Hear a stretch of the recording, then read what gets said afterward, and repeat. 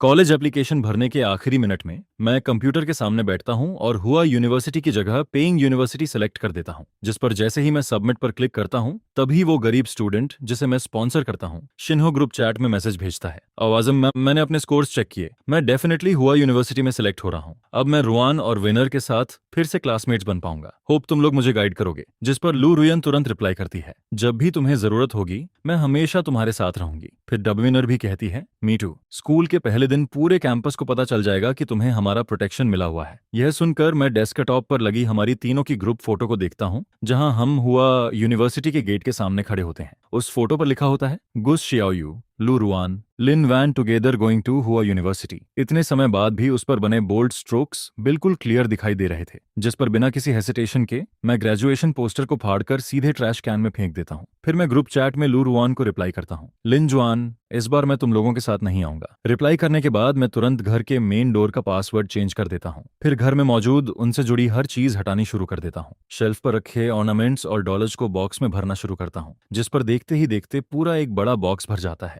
इसके बाद जब मैं वो बॉक्स नीचे ट्रैश में फेंकने जाता हूँ, तभी सामने से लू रुआन और लिन जुआन पार्टी से वापस आते दिखाई देते हैं, जिस पर उनकी नजर तुरंत ट्रैश कैन में पड़े उन ऑर्नामेंट्स पर चली जाती है। उन दोनों के चेहरे इंस्टेंटली बदल जाते हैं और वो जल्दी से मेरी तरफ भागते हैं। फिर लू रुआन मेरा हाथ कसकर पकड़ लेता है, तुम हमारे दिए हुए गिफ्ट्स क्यों फेंक रही हो? गू जियाओयू, ये सिर्फ छोटी सी बात है।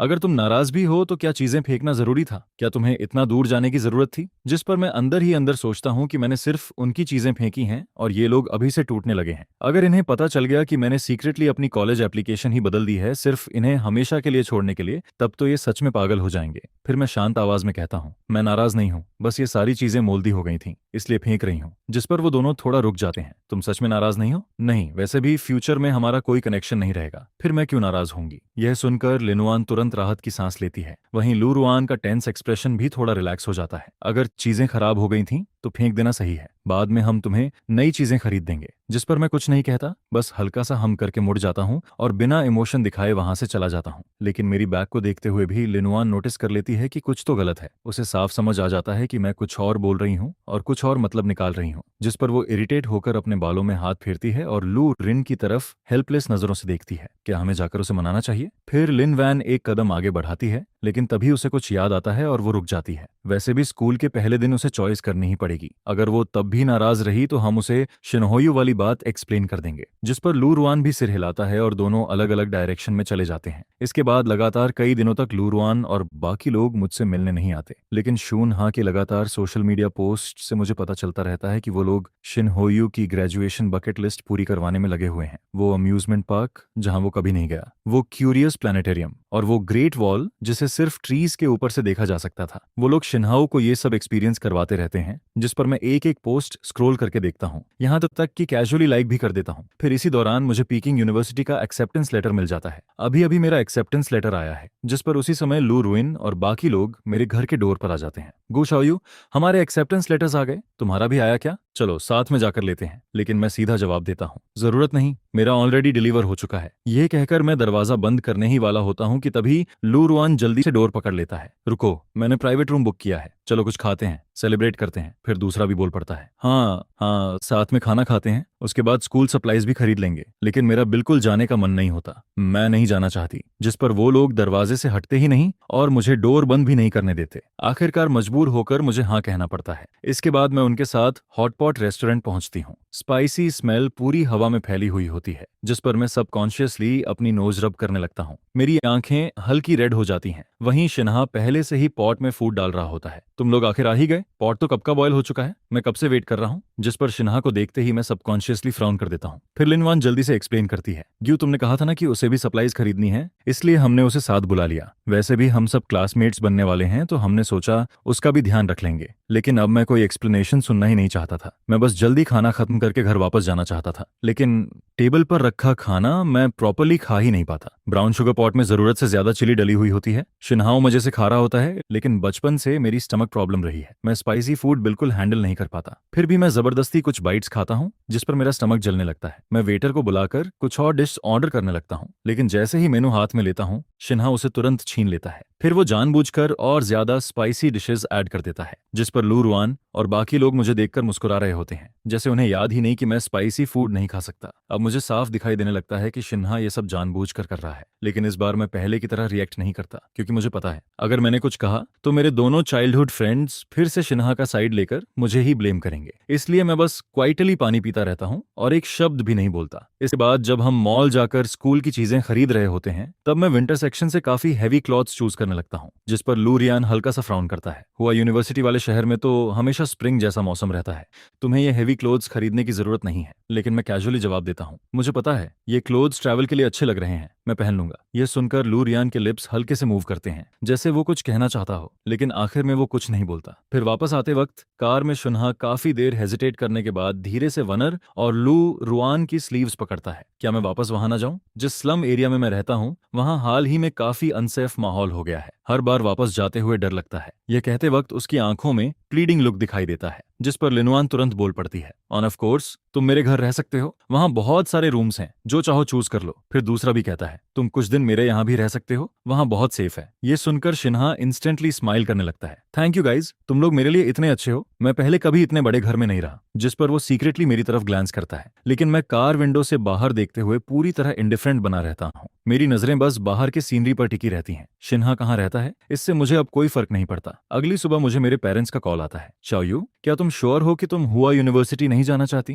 वैसे पीकिंग यूनिवर्सिटी बेहतर है, लेकिन तुमने रुइन और डब्ल्यूनर के साथ सेम स्कूल जाने का प्रॉमिस किया था ना। वो दोनों बचपन से तुम्हारे बिना एक घंटा भी नहीं रह पाती। अगर उन्हें में पता चला कि तुम स्कूल चेंज कर रही हो तो वो पागल हो जाएंगी। जिस पर मैं बिना इमोशन के जवाब देता हूँ, वो उनकी प्रॉब्लम है, मेरा उससे कोई लेना देना नहीं। मैं पहले हुआ यूनिवर्सिटी सिर्फ प्रॉमिस की वजह से जाना चाहता था, लेकिन पीकिंग यूनिवर्सिटी में वो मेजर है जो मुझे ज्यादा पसंद है। ये मेरी जिंदगी है, मैं वही चूज करूंगा जो मुझे चाहिए। ये सुनकर मेरे पेरेंट्स मुझे फोर्स नहीं करते, बस थोड़ी कंसर्न भरी बातें कहते हैं। ठीक है, तब इस दौरान घर पर अपना ध्यान रखना। हमारा बिजनेस ट्रिप खत्म होते ही हम वापस आ जाएंगे और तुम्हारे साथ रहेंगे। और हाँ, हमने तुम्हारे लिए ग्रेजुएशन गिफ्ट खरीदा है, जाकर कलेक्ट कर लेना। Thanks mom, thanks dad. जिस पर मैं स्माइल के साथ कॉल कट कर देता हूँ। फिर फोन खोलते ही देखता हूँ कि डिलीवरी कंपनी ने 10 मिनट पहले पिकअप रिमाइंडर भेजा था, package is at the door, please sign. यह देखकर मैं जल्दी से उठकर डोर खोलने जाता हूँ, लेकिन बाहर कुछ भी नहीं होता। जिस पर मैं कंफ्यूज्ड होकर डिलीवरी गाय को कॉल करने ही वाला होता हूँ कि तभी शिन्हाओ अचानक लू रियुआन्स हाउस की तरफ से आता दिखाई देता है। उसके हाथ में कुछ होता है जिसे वो हवा में वेव कर रहा होता है। गुसियाओ, क्या तुम इसे ढूंढ रही हो? जिस पर उसके हाथ में एक वायलिन दिखाई देता है। मैंने तुम्हारे डोर के पास एक पैकेज देखा तो मैंने तुम्हारे लिए ओपन कर दिया। क्या ये तुम्हारे पेरेंट्स की तरफ से है? कितना ब्यूटीफुल वायलिन है, मुझे भी ऐसा वायलिन चाहिए, क्या तुम ये मुझे दे सकती हो? यह कहते हुए शिन्हा अपने हाथ में वायलिन को चमकती आंखों से टच करता रहता है, जैसे उसे छोड़ना ही नहीं चाहता हो। जिस पर एक पल के लिए मुझे सच में लगता है कि शायद मैंने गलत सुना है। क्या किसी ने तुम्हें कभी नहीं बताया कि दूसरों की चीजें बिना परमिशन के ओपन नहीं करते? और अगर तुम्हें इतना पसंद है तो खुद जाकर खरीद क्यों नहीं लेते? यह सुनते ही शिन्हा की आंखें इंस्टेंटली रेड हो जाती हैं और वो सुबकने लगता है। तुम जानती हो ना, मेरे फैमिली कंडीशन में मैं इसे अफोर्ड नहीं कर सकता, फिर भी तुम मुझे ऐसे इंसल्ट क्यों कर रही हो? लेकिन अब मेरे पास शिन्हा की एक्टिंग देखने का बिल्कुल मूड नहीं था। मैं उससे और बहस भी नहीं करना चाहता था। जिस पर मैं सीधे वायलिन वापस लेने के लिए हाथ बढ़ाता हूँ, लेकिन शिन्हाओ वायलिन को कसकर पकड़ लेता है, जैसे वो सच में उससे बहुत प्यार करता हो। वो उसे अपनी तरफ खींच रहा होता है और छोड़ने को तैयार ही नहीं होता। और आज तक मुझे समझ नहीं आता कि आखिर पहले हाथ किसने छोड़ा था। अगले ही सेकंड वो वायलिन अपनी शाइनी बॉडी के साथ नीचे गिरता है, धड़ाम, जिस पर उसकी परफेक्ट बॉडी पर एक बड़ा अगली क्रैक पड़ जाता है जो साफ दिखाई दे रहा होता है। यह देखकर आखिरकार मेरा गुस्सा फूट पड़ता है। तभी बाहर की आवाज सुनकर लू रुइन जल्दी से बाहर आता है। वहीं पास वाले घर से लिनुआन भी भागते हुए आ जाती है, जिस पर उनकी नजर तुरंत आंसुओं से भरे शिन्हा के चेहरे पर जाती है। क्या हुआ? अभी तो सब ठीक था ना, किसने तुम्हें बली किया? जिस पर शिन्हा तुरंत बोल पड़ता है, गुस्सिया को ब्लेम मत करो, मैंने गलती से उसका नया वायलिन गिरा दिया। वो दुखी थी, इसलिए उसने अपना गुस्सा मुझ पर निकाल दिया। उसने मुझे पुश भी किया, लेकिन मैं नाराज नहीं हूँ। अगर इससे वो खुश हो जाए तो मैं कुछ भी सह सकता हूँ। मैं शिन्हा की हर बात साफ सुन पा रहा था, लेकिन जब वो सारी बातें एक साथ जुड़ती हैं तो मेरे दिमाग में सिर्फ 2 शब्द रह जाते हैं,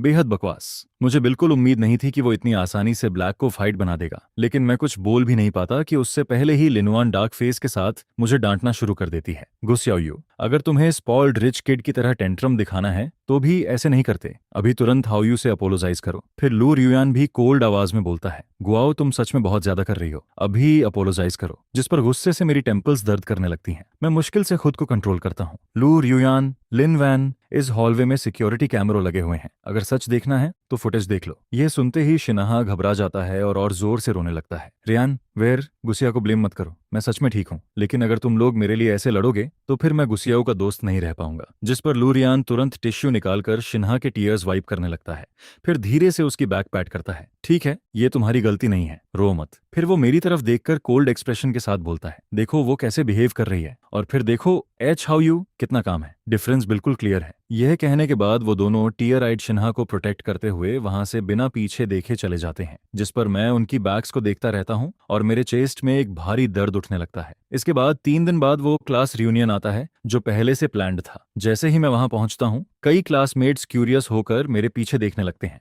लेकिन अगले ही पल उनके फेसेस डिसअपॉइंटमेंट से भर जाते हैं। गुआओ, वो दोनों स्कूल फ्लावर्स कहाँ हैं? क्या वो हमेशा तुम्हारे साथ नहीं रहती, हर जगह तुम्हें फॉलो नहीं करती? फिर दूसरा क्लासमेट हंसते हुए बोलता है, सुना है तुम तीनों हुआ यूनिवर्सिटी में जा रहे हो, फर्स्ट डे पर तुम्हें दोनों में से किसी एक को चूज करना पड़ेगा, तो डिसाइड किया कि गर्लफ्रेंड किसे बनाओगे?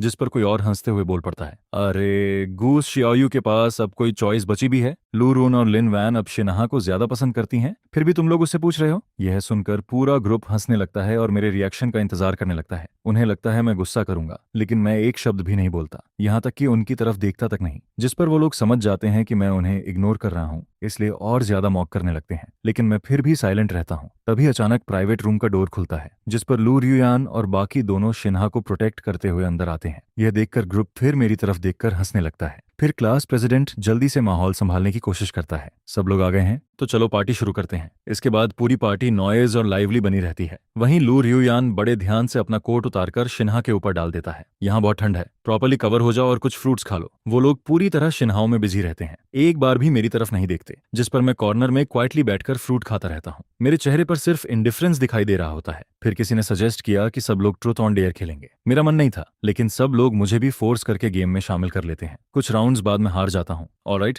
अब गुजियस अपनी सीक्रेट बताएगा, जिस पर मैं अंदर ही अंदर हल्का सा हंसता हूँ। मेरी नजर लियोंग और वाई पर जाती है और मैं कैजुअली बोलता हूँ, मेरा सीक्रेट ये है कि स्कूल के फर्स्ट डे पर मैं अपनी जिंदगी की 2 ऐसी चीजें फेंकने वाला हूँ जो बचपन से मेरे साथ थीं। यह सुनकर लोग कंफ्यूज्ड हो जाते हैं, ये कोई सीक्रेट नहीं हुआ, चीजें फेंकना भी कोई सीक्रेट है क्या? चलो इस बार छोड़ देते हैं, लेकिन अगली बार बचने की कोशिश मत करना। जिस पर मैं सिर्फ सिर हिला देता हूँ, लेकिन एक्सप्लेन कुछ नहीं करता। लेकिन बैड लक से अगला राउंड भी मैं ही हार जाता हूँ। यह देखकर कराओ के रूम में बैठे सारे लोग एक साथ शोर मचाने लगते हैं, गुसियाओ इस बार तो तुम्हें नहीं छोड़ेंगे। कुछ टफ पूछते हैं। फिर कोई जोर से पूछता है, लू रुइन और लिनुअन में से तुम गर्लफ्रेंड किसे चूज करोगे? यह सवाल सुनते ही रूम में बैठे लगभग सभी लोग आगे झुक जाते हैं, सिर्फ मेरा आंसर सुनने के लिए। जिस पर लू रुआन नर्वस होकर कई बार पानी पीने लगता है। वहीं लिनुआन की हालत भी अलग नहीं होती, उसके फिस्ट्स इतने टाइटली क्लेंच्ड होते हैं कि एक सेकंड के लिए भी लूज नहीं पड़ते। यह देखकर मैं थोड़ा सरप्राइज हो जाता हूँ, क्योंकि भले ही उनकी आंखें अब शिन्हा पर टिकी रहती हैं, फिर भी वो मेरे जवाब को लेकर नर्वस हैं। जिस पर मैं कोल्ड स्माइल के साथ बोलता हूँ, इन दोनों में से, लेकिन मैं सेंटेंस पूरा भी नहीं कर पाता कि तभी कोई शॉक में चिल्ला उठता है। सब लोग तुरंत पीछे मुड़कर देखते हैं। पता चलता है कि शिन्हा ने गलती से अपने ऊपर पानी गिरा लिया था, जिस पर उसका पूरा पैंट इंस्टेंटली भीग जाता है। यह देखकर दोनों लड़कियों के एक्सप्रेशंस बदल जाते हैं। गेम वहीं फोर्सफुली इंटरप्ट हो जाता है और किसी का भी आगे खेलने का मूड नहीं बचता। फिर कुछ लोग बोलने लगते हैं, चलो अब निकलते हैं। लेकिन तभी किसी ने कहा, अरे अभी मत जाओ, टीचर ने बहुत सारे फायरवर्क्स खरीदे हैं, चलो सब रिवर बैंक चलते हैं और फायरवर्क्स छोड़कर अपनी नई जर्नी सेलिब्रेट करते हैं। इसके बाद पूरा ग्रुप एक्साइटमेंट के साथ रिवर बैंक पहुंचता है। चारों तरफ कलरफुल फायरवर्क्स डार्क स्काई में एक्सप्लोड हो रहे होते हैं। लगभग सभी लोग क्वाइटली विशेष मांग रहे होते हैं, लेकिन सिर्फ शिन्हाओ जोर से चिल्लाकर बोलता है, मैं विश करता हूं कि रुइन और वनर की सारी विशेष पूरी हों। यह सुनकर हमेशा इंडिफरेंट रहने वाली लू रियुआन्स की आंखों में भी हल्की सॉफ्टनेस आ जाती है। वहीं लिनु की स्माइल और ज्यादा ब्राइट हो जाती है। फिर वो सॉफ्टली शिन्हा के बाल रफल करती है, तुम इतने सिली क्यों हो? कौन अपनी विशेष छोड़कर दूसरों के लिए विश करता है? जिस पर शिन्हा स्माइल करते हुए जवाब देता है, क्योंकि तुम लोग मेरे लिए सबसे इंपॉर्टेंट हो। फिर लिनवैन भी धीरे से कहती है, तुम भी मेरे लिए सबसे इंपॉर्टेंट हो। यह देखकर मुझे बस हवा में फैली हुई वो सिकनिंग स्वीट वाइब फील होने लगती है। मैं अब उनके पास एक सेकंड भी नहीं रुकना चाहता था। जिस पर मैं क्वाइटली वहां से हटकर एक कॉर्नर में चला जाता हूं और अकेले फायरवर्क्स देखने लगता हूं। तभी शिन्हा अचानक बोल पड़ता है, गुसियाओ शायद अनहैप्पी है, उसने एक भी फायरवर्क नहीं छोड़ा,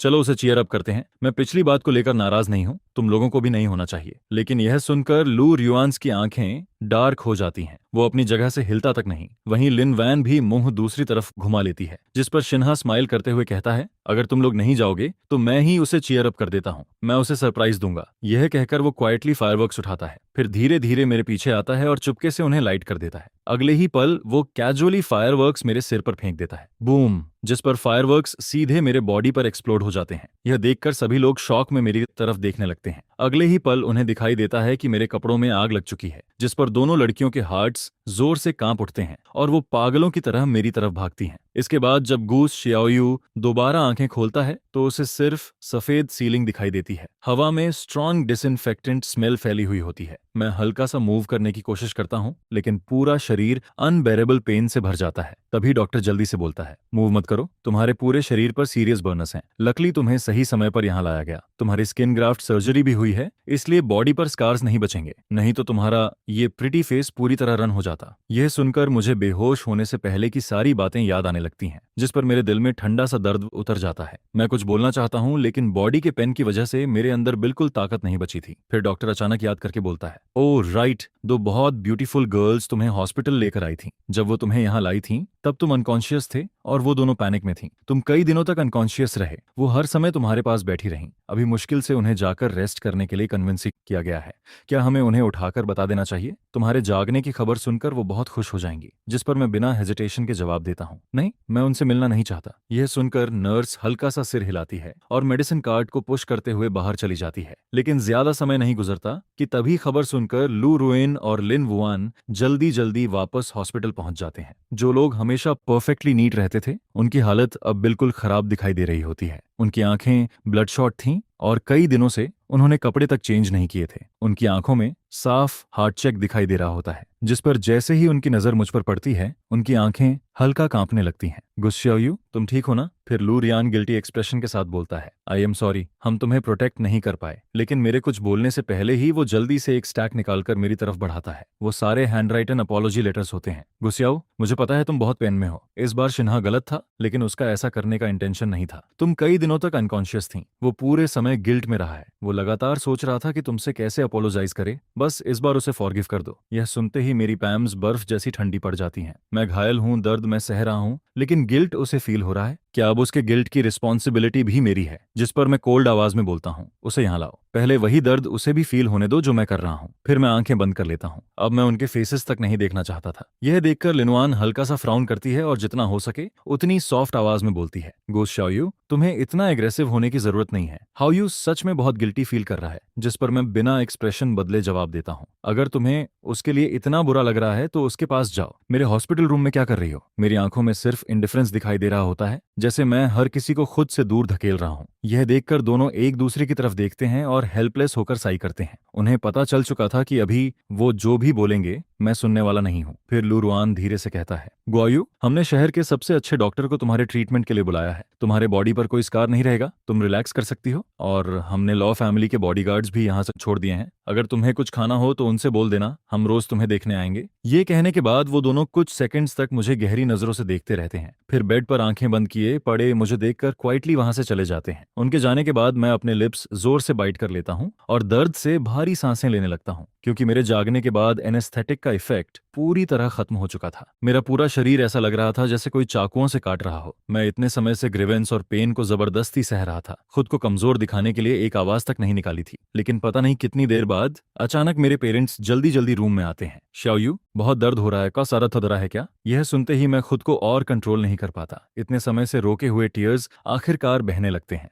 बहुत दर्द हो रहा है। जिस पर मेरी मॉम मुझे कसकर हक कर लेती हैं। उनकी आंखों में साफ हार्ट ब्रेक दिखाई दे रहा होता है। वहीं डैड का चेहरा पूरी तरह डार्क पड़ जाता है और वो जोर से टेबल पर हाथ मारते हैं। हमने सच में घर में भेड़िया पाल लिया। शिंगा ने ये सब जानबूझकर किया है। आज से उसकी फंडिंग पूरी तरह बंद और हम हर पॉसिबल एविडेंस ढूंढेंगे ताकि उसे उसकी हरकतों की सजा दिला सकें। काफी देर बाद जाकर मेरी इमोशंस धीरे धीरे काम होती हैं, लेकिन फिर मेरे पेरेंट्स को काम की वजह से वापस जाना पड़ता है। शाओयू, अपना ध्यान रखना और जल्दी रिकवर करना। मॉम और डैड को काम की वजह से जाना पड़ रहा है, लेकिन हम उस लड़के को बचने नहीं देंगे। वो लोग जल्दी में आए थे और जल्दी में ही चले भी जाते हैं, जिस पर हॉस्पिटल रूम फिर से खाली और शांत हो जाता है। लेकिन इस बार मैं पहले जितना सैड फील नहीं कर रहा था। मेरे दिल में हल्की वार्मथ महसूस हो रही थी। फिर मैं आंखें बंद करके धीरे धीरे सोने लगता हूँ कि तभी डोर पर नॉक सुनाई देता है। लेकिन मेरे कुछ कहने से पहले ही हॉस्पिटल रूम का डोर खुल जाता है। इस बार सामने शिन्हा खड़ा होता है। उसकी आंखों से लगातार टीयर्स बह रहे होते हैं। गुआयू, आई एम सॉरी, क्या तुम मुझे फॉरगिव कर सकती हो? मैं वो फैमिली की फंडिंग नहीं खो सकता, मैं जेल भी नहीं जा सकता, मैं सर्वाइव नहीं कर पाऊंगा। मैंने सच में ये जानबूझकर नहीं किया था, प्लीज मुझे फॉरगिव कर दो। वो लगातार काउंटलेस बार अपोलोजाइज करता रहता है, लेकिन उसकी किसी भी बात में मुझे सिंसेरिटी का एक टुकड़ा तक फील नहीं होता। अगर हमने उसकी फंडिंग बंद ना की होती, अगर हम उसके खिलाफ एक्शन ना ले रहे होते, तो क्या वो यहाँ अपोलोजाइज करने आता? जिस पर मुझे उसका जवाब पहले से पता था। मैं उसे देखना तक नहीं चाहता था, इसलिए मैं सीधा नर्स कॉल बटन दबा देता हूँ। नर्स, मैं इस आदमी को नहीं जानता, ये मेरे रेस्ट को डिस्टर्ब कर रहा है, प्लीज इसे बाहर निकाल दीजिए। ये सुनते ही नर्स तुरंत अंदर आती है और शिन्हा को बाहर ले जाने लगती है, जिस पर शिन्हा की आंखों में पैनिक चमक उठता है। वो स्टंबल करते हुए बाहर जाता है और फिर भी लगातार प्लीड करता रहता है। तभी पीछे से दो फेमिलियर आवाजें सुनाई देती हैं, उसे टच मत करो, जिस पर लू रून और लिनवान जल्दी से शिन्हा को संभाल लेते हैं। तुम ठीक हो? वो सिर हिलाकर प्रेटेंड करता है कि सब ठीक है, लेकिन उसकी रेड रिम्ड आईज सब कुछ बता रही होती हैं। मैं ठीक हूँ, बस गुआयो मुझे नहीं देखना चाहती, शायद मुझे चले जाना चाहिए। वो ऐसा बोलता जरूर है, लेकिन अपनी जगह से 1 इंच तक मूव नहीं करता। यह देखकर दोनों उसका हाथ पकड़ते हैं और सीधे हॉस्पिटल रूम में वापस घुसाते हैं। गुसियाओ, हाउ यू सच में खुद को ब्लेम कर रहा है। स्पॉन्सरशिप कैंसिल करना अलग बात है, लेकिन लीगल एक्शन लेना बहुत ज्यादा हो रहा है। इस बार बस उसे फॉरगिव कर दो। फिर शिन्हा भी तुरंत बोल पड़ता है, वर्नर, तुम्हें मेरे लिए बोलने की जरूरत नहीं। भले ही मेरा इंटेंशन ऐसा नहीं था, लेकिन अगर मेरी वजह से गोयू हर्ट ना होती तो उसे स्किन ग्राफ्ट्स की जरूरत नहीं पड़ती। उसने बहुत पेन सहा है, मुझे पता है वो मुझे आसानी से फॉरगिव नहीं करेगी। जिस पर मैं हॉस्पिटल बेड पर लेटे हुए उन दोनों को शिन्हाओ को बचाने के लिए लड़ते हुए देखता रहता हूँ। एक पल के लिए मुझे खुद पर ही डाउट होने लगता है, क्या मैं सच में इन दोनों लोगों को जानता हूँ? हम तीनों ने 10 साल से ज्यादा वक्त साथ बिताया था, लेकिन शिन्हाओ को आए सिर्फ 1 महीना हुआ था। फिर सब कुछ इतनी जल्दी कैसे बदल गया? मेरे सामने खड़े वो तीनों अब भी बैक एंड फोर्थ आर्ग्यू कर रहे होते हैं, जिस पर मैं फाइनली कोल्ड आवाज में बोलता हूँ, मैं मोरल ब्लैकमेल एक्सेप्ट नहीं करता। मैं उसे फॉरगिव करूं या ना करूं, ये मेरा डिसीजन है। अब मुझे रेस्ट करना है, प्लीज बाहर जाइए। यह सुनकर दोनों एक दूसरे की तरफ देखते हैं। उनकी आंखों में साफ सरप्राइज दिखाई देता है। उन्हें उम्मीद नहीं थी कि मैं इतना कोल्ड बिहेव करूंगा। वहीं शिन्हा फिर से रोने लगता है। उसकी आंखें रो रो कर पूरी स्वॉलन हो चुकी थीं, जिस पर लू रुआन हल्की ब्लश के साथ उसके टीयर्स वाइप करता है। इट्स ओके, रो मत, ये तुम्हारी गलती नहीं है। भले ही गो फैमिली तुम्हारी फंडिंग बंद कर दे, लेकिन हम अभी भी तुम्हारे साथ हैं। तुम्हें ट्यूशन की चिंता करने की जरूरत नहीं, बाकी चीजों की भी टेंशन मत लो। हम तुम्हें इस सिचुएशन से निकालने का तरीका ढूंढ लेंगे। यह सुनकर मैं धीरे से अपनी आंखें बंद कर लेता हूँ। मेरे लिप्स के किनारे पर मॉकिंग स्माइल उभर आती है, क्योंकि मुझे पहले से पता था अगर वो चाहें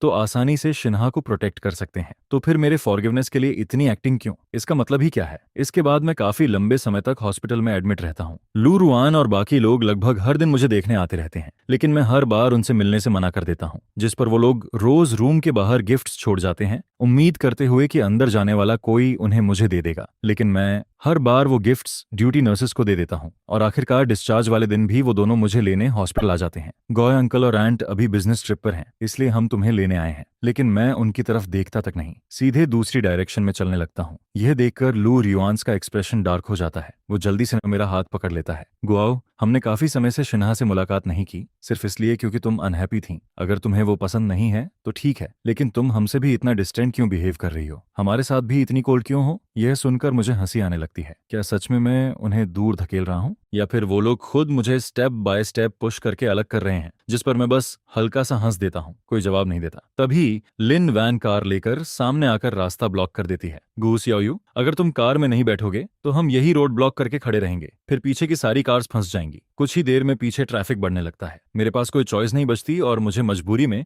लिनू की कार में बैठना पड़ता है। लेकिन जैसे ही मैं कार में बैठता हूँ, वो दोनों फिर से मुझे अटेंशन देने लगते हैं। लिनुआन जल्दी से स्ट्रॉबेरी केक मेरी तरफ बढ़ाती है। देखो, तुम्हारा फेवरेट केक। इसे लेने के लिए मैं बहुत देर तक लाइन में खड़ी रही, लेकिन मैं सीधा जवाब देता हूँ, मुझे नहीं चाहिए, अब मुझे ये पसंद नहीं। फिर लुरुआन एक एक्सपेंसिव लुकिंग ऑर्नामेंट बॉक्स मेरी तरफ बढ़ाता है। कोई बात नहीं, अगर तुम्हें केक पसंद नहीं, ये फॉरेन मेडिकल प्रोफेसर की बनाई ऑर्नामेंट है, वन रिकवरी के लिए बहुत अच्छी है, हॉस्पिटल की मेडिसिन की जरूरत नहीं पड़ेगी। लेकिन मैं उसे भी रिजेक्ट कर देता हूँ, मुझे ये सब नहीं चाहिए। वो दोनों मुझे खुश करने की कितनी भी कोशिश करते हैं, मैं हर चीज रिजेक्ट करता रहता हूँ। तभी अचानक मुझे सीट के गैप में कुछ फंसा हुआ फील होता है, जिस पर मैं उसे बाहर निकालता हूँ। वो एक फोल्डेड नोट होता है। उस नोट पर डेलिकेट हैंडराइटिंग में लिखा होता है, शिन्हस प्रिंसेस पैसेंजर सीट, जिस पर मैं खुद को रोक नहीं पाता और हल्का सा स्कॉफ कर देता हूँ। यह देखकर लिनुआन तुरंत नोट छीन लेती है और उसे छोटे छोटे पीसेस में फाड़ देती है। गुआयू, गलत मत समझना, पिछली गेम में हारने की पनिशमेंट मिली थी मुझे, इसलिए ये करना पड़ा। उसकी जल्दबाजी भरी मूवमेंट साफ बता रही थी कि वो डर रही है कहीं मैं मिसअंडरस्टैंड ना कर लूं।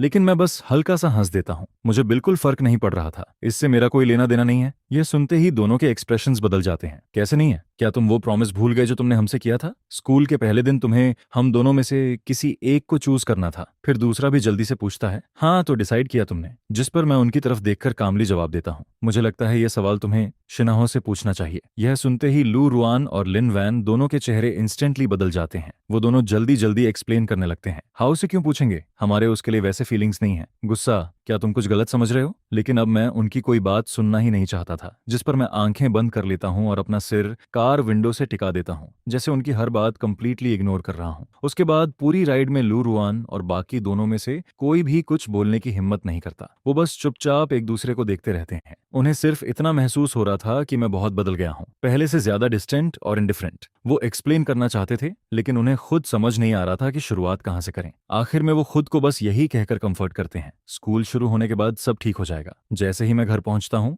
मुझे टीचर का कॉल आता है। गुसियाओ, इस बार तुम्हारे एग्जाम रिजल्ट्स बहुत अमेजिंग आए हैं। तुम पूरे सिटी के टॉप स्कोरर बने हो। स्कूल चाहता है कि तुम वापस आकर जूनियर्स को स्पीच दो और अपने स्टडी टिप्स शेयर करो। यह सुनकर मैं कुछ सेकंड्स के लिए हेजिटेट करता हूँ। अगर मैं स्पीच दूंगा तो सबको पता चल जाएगा कि मैंने यूनिवर्सिटी एप्लीकेशन चेंज कर दी है। लेकिन सिर्फ कुछ सेकंड्स बाद ही मैं एग्री कर देता हूँ। वैसे भी सूनर और लेटर उन्हें यूनिवर्सिटी चेंज के बारे में पता चल ही जाना था। मैं अब तक बस अननेसेसरी ट्रबल अवॉइड करने के लिए इसे सीक्रेट रख रहा था, लेकिन जो हो चुका वो बदल नहीं सकता। उनके फ्रीक आउट करने से भी कुछ चेंज नहीं होगा, और सिर्फ उनके रिएक्शन के डर से मैं खुद को पीछे नहीं रोक सकता। सबसे ज्यादा जरूरी बात यह थी कि मैं सच में जूनियर्स के साथ अपने स्टडी टिप्स शेयर करना चाहता था, जिस पर अगले पूरे 3 दिन मैं उस स्पीच की प्रिपरेशन में लगा रहता हूँ। लेकिन जिस दिन मुझे स्टेज पर जाना होता है, उसी समय लू रुइन और बाकी लोग मेरा रास्ता रोक लेते हैं। लिन वैन ऑकवर्ड एक्सप्रेशन के साथ बोलना शुरू करती है, गुआ, इस बार तुम्हें स्टेज पर जाने की जरूरत नहीं है। चलो कहीं बाहर कुछ खाने चलते हैं, या जहां तुम जाना चाहो हम तुम्हें वहां ले चलेंगे। क्या कहती हो? फिर कुछ सेकंड साइलेंट रहने के बाद लू रुइन भी बोलता है, how you public speaking practice करना चाहता था, इसलिए मैंने डैड से बात करके उसे ये स्पीकिंग अपॉर्चुनिटी दिला दी। लुफू फैमिली ने स्कूल की कुछ बिल्डिंग्स में इन्वेस्टमेंट किया हुआ है, इसलिए स्पीकर को लास्ट मोमेंट में चेंज करना उनके लिए बड़ी बात नहीं थी। ये सुनते ही स्टेज से शिन्हा की क्लियर आवाज सुनाई देती है, जिस पर मैं ऊपर देखता हूँ और स्टेज पर खड़े शिनहोयू को देखता हूँ, जो मुझे ही देख रहा होता है। वहीं लू रुआन और बाकी लोग अंदर ही अंदर नर्वस होने लगते हैं। वो लोग बस मेरे एंग्री होने का इंतजार कर रहे थे, लेकिन काफी देर तक वेट करने के बाद भी मेरे चेहरे पर कोई एंगर नहीं आता। मैंने रिएक्ट तक नहीं किया। उन्होंने मुझे संभालने के लिए जितनी काउंटर मेजर्स सोची थी, उनमें से एक भी काम नहीं आई, क्योंकि उनकी हर प्रिपरेशन बेकार हो चुकी थी। जिस पर मैं बस हल्का सा हंसता हूँ, बिना कुछ बोले मुड़ता हूँ और वहां से चला जाता हूँ। क्या अफसोस की बात है लू रुइन, लिन वैन, तुम लोगों ने ट्रुथ जानने का अपना आखिरी चांस भी खो दिया। इसके बाद आखिरकार स्कूल का पहला दिन आ जाता है। मेरे पेरेंट्स स्पेशली वापस आते हैं। शायू, तुम्हारा लगेज तैयार है ना? पेइंग यूनिवर्सिटी बीजिंग से इतनी दूर है, जो भी जरूरत की चीजें हों सब साथ ले जाना। फिर मॉम और डैड बार बार लगेज चेक करने लगते हैं। हम तुम्हें एयरपोर्ट छोड़ने चलेंगे, तुम इतनी दूर अकेले जा रहे हो, डैड को टेंशन हो रही है। जिस पर मैं स्माइल करते हुए जवाब देता हूँ, जरूरत नहीं, मैं अब बड़ा हो चुका हूँ। मॉम, डैड, आप लोग वर्क में बिजी रहते हो, मेरी चिंता मत करो। लेकिन मेरे ऐसा कहने के बावजूद भी उनके दिल में चिंता बनी रहती है। मॉम की आंखों में टीयर्स आ जाते हैं। तुम इतनी दूर अकेले जा रहे हो, हम चिंता कैसे ना करें? जिस पर मैं स्माइल करते हुए मॉम को हग कर लेता हूँ। मैं बस पढ़ने जा रहा हूँ, आप इतना क्यों रो रही हो बारी? अगर फ्यूचर में काम के लिए बाहर गया तब तो आप रो रो कर बेहोश ही हो जाओगी। यह सुनकर मॉम को अचानक कुछ याद आता है। वो जल्दी से बैग से एक स्लिप निकालती हैं। उस पेपर पर कुछ फोन नंबर्स लिखे होते हैं। शायू, असल में जब तुम छोटे थे तभी फैमिली ने तुम्हारी मैरिज अरेंज कर दी थी, लेकिन बचपन से लू रुइन और लिन वैन हमेशा तुम्हारे आसपास ही रहती थीं। इसलिए हमने सोचा कि फ्यूचर में तुम उन्हीं दोनों में से किसी एक से शादी करोगे, इसलिए कभी इस बात का जिक्र नहीं किया। लेकिन अब लगता है वो दोनों तुम्हारे लिए सही नहीं है। वैसे वो लड़का भी पीकिंग यूनिवर्सिटी में ही पढ़ता है, उसी स्कूल में। अरेंज्ड मैरिज जैसी चीजें अब जरूरी नहीं रही, लेकिन अगर तुम दोनों की बन जाए तो ठीक, और अगर ना बने तो भी कोई बात नहीं। कम से कम वहां जरूरत पड़ने पर वो तुम्हारी मदद तो कर सकेगा। यह कहते हुए मॉम वो पेपर मेरी पाम पर रख देती हैं, जिस पर मैं उसे मना करने ही वाला होता हूँ कि तभी अचानक लू रुइन और लिन जुआन अंदर आ जाते हैं। आंटी अंकल, चिंता मत कीजिए, हम गुस्सियाओं का अच्छे से ख्याल रखेंगे। वो लोग पूरी तरह मिसअंडरस्टैंड कर चुके थे। उन्हें लगा मॉम और डैड उन्हीं दोनों की बात कर रहे हैं, लेकिन रूम में मौजूद हर इंसान चुप रहता है, कोई भी ट्रुथ नहीं बताता। जिस पर मैं कामली वो नोट अपनी पॉकेट में रख लेता हूँ। डोंट वरी, मैं समझ गया। यह सुनकर मॉम फिर से टीयर्स वाइप करती हैं। वहीं डैड की आंखें भी थोड़ी रेड हो जाती हैं, लेकिन लू रुआन और बाकी दोनों समझ ही नहीं पाते कि वो लोग इतना इमोशनल क्यों हो रहे हैं। आंटी अंकल, हुआ यूनिवर्सिटी तो इसी सिटी में है। भले ही गुस्सियाओ हॉस्टल में रहेगी, लेकिन वीकेंड्स पर घर वापस आ सकती है। अगर उसे होम सिक फील हुआ तो हम उसे रोज वापस घर भी छोड़ सकते हैं। यह सुनकर मॉम और डैड एक दूसरे की तरफ देखते हैं लेकिन कुछ नहीं बोलते। वहीं लू रियुयान और लिन जुआन को अब भी कुछ अनयूजुअल फील नहीं होता। वो जल्दी जल्दी मेरे रूम में जाते हैं और एक्साइटेड होकर मेरा सूटकेस उठाने लगते हैं, लेकिन अंदर जाते ही दोनों शॉक हो जाते हैं। अरे, हुआ यूनिवर्सिटी तो इसी सिटी में है ना, तुम इतनी सारी क्लोथ्स क्यों ले जा रहे हो? जिस पर मैं कोल्ड आवाज में जवाब देता हूँ, मैं क्या करता हूँ, इससे तुम्हें क्या मतलब, मेरे पास ज्यादा क्लोथ्स होना नॉर्मल है। यह सुनकर लिनवान जल्दी से मुस्कुराने लगती है। राइट राइट राइट, तुम जितने चाहो उतने क्लोथ्स खरीद सकती हो, रजिस्ट्रेशन के बाद मैं तुम्हें और शॉपिंग करवाऊंगी। लेकिन इस बार लू रुइन कुछ नहीं बोलता। वो क्वाइटली एक सूटकेस उठाता है। उसके यूजुअली कोल्ड चेहरे पर हल्की नर्वसनेस दिखाई दे रही होती है। गुआओ, मेरी कार में चलो, मैंने स्कूल में तुम्हारे लिए सरप्राइज तैयार किया है। लेकिन तभी लिनवान जल्दी से उसके हाथ से सूटकेस छीन लेती है। तुम मेरी कार में बैठोगे? मैंने भी सरप्राइज प्रिपेयर किया है। जिस पर दोनों मुझे लेफ्ट और राइट से खींचने लगते हैं। तभी अचानक किसी का फोन रिंग करने लगता है। रियान, वनर, यह शिन्हा की आवाज होती है। स्कूल आते वक्त मेरा एक्सीडेंट हो गया। ये सुनते ही दोनों के एक्सप्रेशंस इंस्टेंटली बदल जाते हैं। क्या तुम ठीक हो? कहाँ चोट लगी? हर्ट तो नहीं हुए? जिस पर फोन के दूसरी तरफ से वीक आवाज आती है। मैं ठीक हूँ, बस बहुत डर गया हूँ। यह सुनकर दोनों और ज्यादा एंग्जायस हो जाते हैं। वहीं रुको, बिल्कुल मत हिलना, हम अभी तुम्हारे पास आ रहे हैं, डरना मत। कॉल कट करने के बाद उन्हें याद आता है कि मैं अब भी वहीं खड़ा हूँ, लेकिन उनके कुछ बोलने से पहले ही मैं उन्हें इंटरप्ट कर देता हूँ। तुम लोगों को मुझे छोड़ने की जरूरत नहीं, मैं खुद स्कूल चला जाऊंगा। यह सुनकर लू रियुयान कुछ बोलना चाहता है लेकिन खुद को रोक लेता है।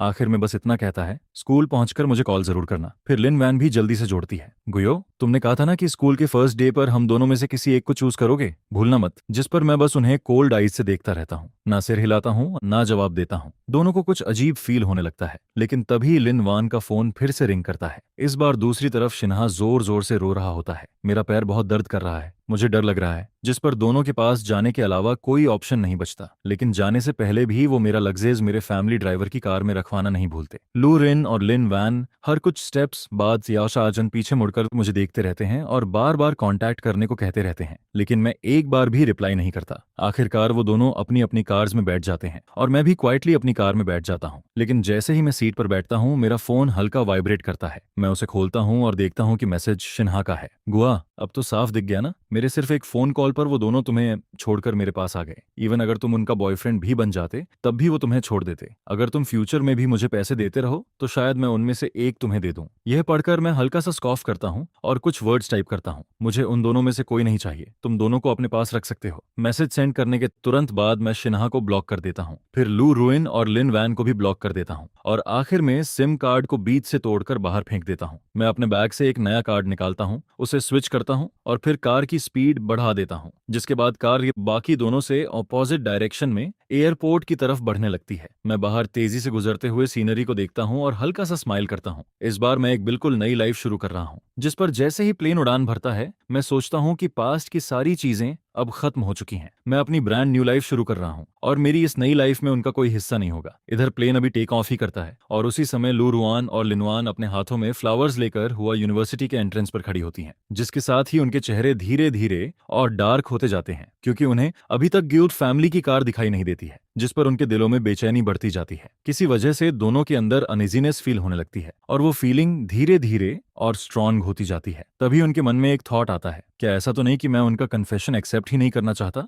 फिर वो सोचती हैं कि शायद मैं स्कूल गेट तक आने के लिए कोई दूसरा रास्ता ले रहा हूँ। इसी बीच उनके पीछे पड़े काउंटलेस फ्लावर्स बहुत सारे स्टूडेंट्स का अटेंशन अट्रैक्ट करने लगते हैं, जिस पर कुछ बिजी बॉडी स्टूडेंट्स उनकी फोटोज लेकर स्कूल फोरम पर अपलोड कर देते हैं। हमारे स्कूल की न्यू ब्यूटीज पहले ही दिन इतना बड़ा सीन क्रिएट कर रही हैं। आखिर ये किससे लव कन्फेशन करने वाली हैं? कौन इतना लकी है? तुम जानते हो दोनों का स्टाइल कितना अलग है। एक बिल्कुल आलफ और डिटैच्ड है, जबकि दूसरी पैशनेट और फियरलेस है। क्या दोनों सेम लड़के को कन्फेशन देने वाली हैं? वो अभी भी स्कूल गेट पर खड़ी हैं, मैं भी जाकर देखता हूँ। जिस पर इस फोरम पोस्ट को देखने के बाद काउंटलेस लोग वहां देखने के लिए आने लगते हैं। धीरे धीरे वहां क्राउड और ज्यादा बढ़ने लगता है। आसपास खड़े लोग आपस में विस्पर करने लगते हैं। हर कोई यही जानना चाहता है कि आखिर कौन इतना लकी है जिसे दो इतनी गॉर्जियस गर्ल्स कन्फेशन देने वाली हैं। इधर लू रुआन बार बार एंग्जायस होकर अपने फोन को देखती है और रिपीटेडली मेरा नंबर डायल करती रहती है। उसने शायद काउंटलेस बार कॉल किया था, लेकिन मैं उसका कोई भी कॉल रिसीव नहीं करता हूँ। जिस पर लिनवान का चेहरा ठंडर जैसा डार्क हो जाता है। वो अपना फोन कसकर पकड़ती है और कहती है, उसने मुझे ब्लॉक कर दिया, मैं उससे किसी भी तरह कांटेक्ट नहीं कर पा रही हूँ। यह सुनकर लिनवान लगभग अपना फोन क्रश करने लगती है। वहीं लू रुआन की आंखों में कोल्डनेस चमकती है, जो उसकी फ्रस्ट्रेशन दिखाती है। उन्होंने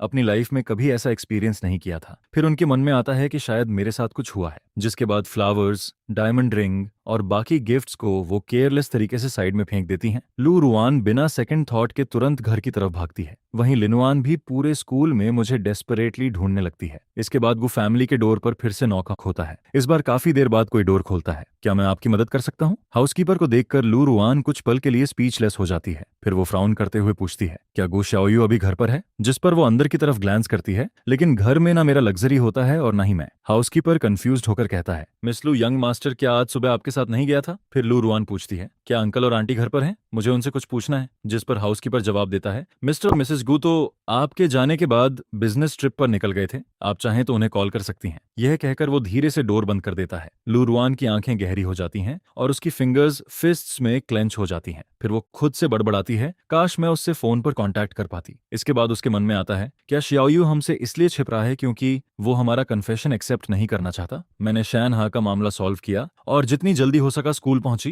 ताकि उसे सरप्राइजेस दे सकूं। लेकिन फिर भी मैं लेट हो गई। बस थोड़ा सा और जल्दी पहुंच जाती तो हम सब कुछ एक्सप्लेन कर सकते थे। जिस पर लू रुआन डिसअपॉइंटेड होकर वापस स्कूल लौटती है। वहीं दूसरी तरफ लिन वैन की हालत भी ज्यादा अच्छी नहीं होती है। वो हर जगह लोगों से पूछती फिरती है कि क्या किसी ने मुझे देखा है, लेकिन पासिंग स्टूडेंट्स बस सिर हिलाकर कहते हैं, गर्ल्स, इस तरह ढूंढने से कुछ नहीं होगा। स्टूडेंट अफेयर्स ऑफिस जाकर पूछो या फिर रजिस्ट्रार ऑफिस में चेक करो। उनसे स्कूल सिस्टम में नाम सर्च करवाओ, वो ज्यादा फास्ट रहेगा। Thank you. मैं कितनी डम्ब हूँ, मैं कितना स्टूपिड तरीका यूज कर रही थी उसे ढूंढने के लिए। यह सुनकर लिनवान तुरंत रजिस्ट्रार ऑफिस की तरफ भागती है। वहां वो स्टूडेंट रिकॉर्ड्स हैंडल करने वाले टीचर को ढूंढ लेती है। टीचर, मेरा बॉयफ्रेंड भी इस स्कूल का नया स्टूडेंट है, लेकिन मैं उससे कॉन्टैक्ट और नहीं कर पा रही हूँ। क्या आप प्लीज चेक कर सकते हैं कि उसने रजिस्ट्रेशन किया है या नहीं? जिस पर टीचर काफी देर तक हेजिटेट करता है, लेकिन जैसे ही लिन वैन लाइब्रेरी डोनेट करने की बात करती है, टीचर तुरंत स्माइल करते हुए मान जाता है। फिर वो सिस्टम कई बार चेक करता है, लेकिन उसे कुछ नहीं मिलता। यहाँ तक कि गु शियाओयू नाम का कोई स्टूडेंट भी सिस्टम में नहीं होता है। टीचर स्क्रीन पर दिख रहे नाम की तरफ पॉइंट करते हुए बार बार कंफर्म करता है और अनसर्टेन आवाज में पूछता है, स्टूडेंट,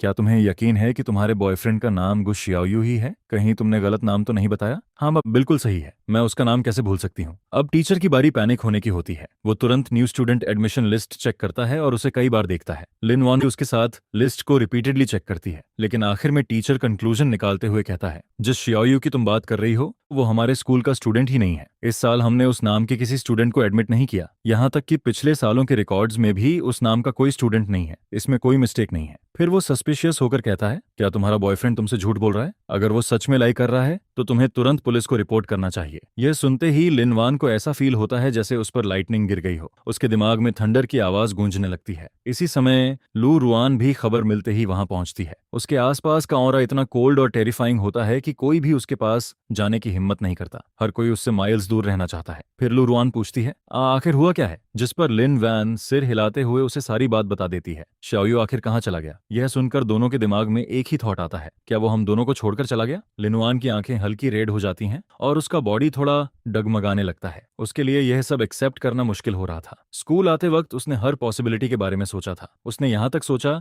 कि शायद शाओयू जेलस होकर चाइल्डिश बिहेव कर रहा है, लेकिन उसने कभी इमेजिन भी नहीं किया था कि वो सच में चला जाएगा। कुछ पल के लिए दोनों यही सोचने लगती हैं, क्या हमने उस पर बहुत ज्यादा प्रेशर डाल दिया? क्या इसी वजह से वो बिना कुछ कहे चला गया? लेकिन तभी अचानक एक लड़के की आवाज उनके थॉट्स इंटरप्ट करती है। Hey beautiful ladies, school gate पर एक लड़के ने आपके गिफ्ट्स और फ्लावर्स उठा लिए हैं। वो कह रहा है कि वो आपको जानता है। आप लोग जाकर देख लो, बाहर बारिश हो रही है, कहीं आपको कोल्ड ना लग जाए। यह सुनते ही दोनों एक दूसरे की तरफ देखने लगती हैं। उनकी आंखों में सरप्राइज और एक्साइटमेंट साफ दिखाई देता है, जिसके साथ ही दोनों खुशी से ऑलमोस्ट पागल हो जाती हैं और तुरंत बाहर की तरफ दौड़ पड़ती हैं। क्या स्कूल गेट पर शाओयू है? दोनों के दिमाग में यही इम्पॉसिबल फैंटेसी चल रही होती है। कोई फर्क नहीं पड़ता अगर हम सेम स्कूल में नहीं हैं, बस शाओयू अभी भी हमारा कन्फेशन एक्सेप्ट करने को रेडी हो। जैसे जैसे स्कूल गेट के करीब पहुंचती हैं, लिनवान का हार्ट तेजी से धड़कने लगता है। वहीं लू रुआन भी बेहद नर्वस होती जाती है। लेकिन तभी स्कूल गेट पर फ्लावर्स के 2 बुके पकड़े लड़का पीछे मुड़ता है और उसे देखते ही दोनों स्टंडेड रह जाती हैं। तुम यहाँ क्या कर रहे हो? शिन्हा, तुम यहाँ क्या कर रहे हो? शियाओयू कहाँ है? जिस पर शिन्हा पूरी तरह बारिश में भीगा हुआ खड़ा होता है। वो अपने छोटे से बॉडी से रेन को रोकने की कोशिश कर रहा होता है ताकि उसके आर्म्स में पकड़े फ्लावर्स गीले ना हो। फिर वो स्माइल करते हुए कहता है, रुआन वैनर, तुम लोग आखिर आ गई। मैं तुम्हारे गिफ्ट्स और फ्लावर्स गार्ड कर रहा था, लेकिन शाओयू अभी तक क्यों नहीं आया? मैं यहाँ काफी देर से से वेट कर रहा हूँ। ये सुनकर लू रुआन कोल्ड आवाज में कहती है, तुम्हें ये गार्ड करने की जरूरत नहीं थी, तुम्हें पहले घर चले जाना चाहिए था। शाओयू अब नहीं आने वाला। उन्होंने कभी इमेजिन नहीं किया था कि चीजें इस तरह एंड होंगी। उनकी सारी एक्सपेक्टेशंस एक पल में टूट चुकी थीं, इसलिए नेचुरली उनका मूड बेहद खराब था। अब उनमें शिन्हा को कंफर्ट करने का भी मूड नहीं बचा था। लेकिन शिन्हा हार मानने वाला नहीं होता है। वो गिफ्ट्स पकड़कर स्माइल करते हुए उन्हें चीयर अप करने की कोशिश करता है। रुआन वेनर, डिस्करेज्ड मत हो। शाओयू ने बस अभी तक अपना माइंड नहीं बनाया है, शायद थोड़ी देर बाद वो मान जाए। देखो, तुम लोगों के गिफ्ट्स कितने अमेजिंग हैं। मेरे जैसा लड़का तो इन्हें देखकर खुश हो जाएगा। शाओयू को भी ये जरूर पसंद आएंगे। लेकिन दोनों उसकी बातों पर ध्यान ही नहीं देती हैं। जो लड़कियां पहले शिन्हा को ओवर प्रोटेक्ट करती थीं, वही अब उसे बारिश में भीगता हुआ इग्नोर कर रही थीं, क्योंकि वो दोनों अच्छी तरह समझती थीं कि शाओयू क्या कहना चाहता है।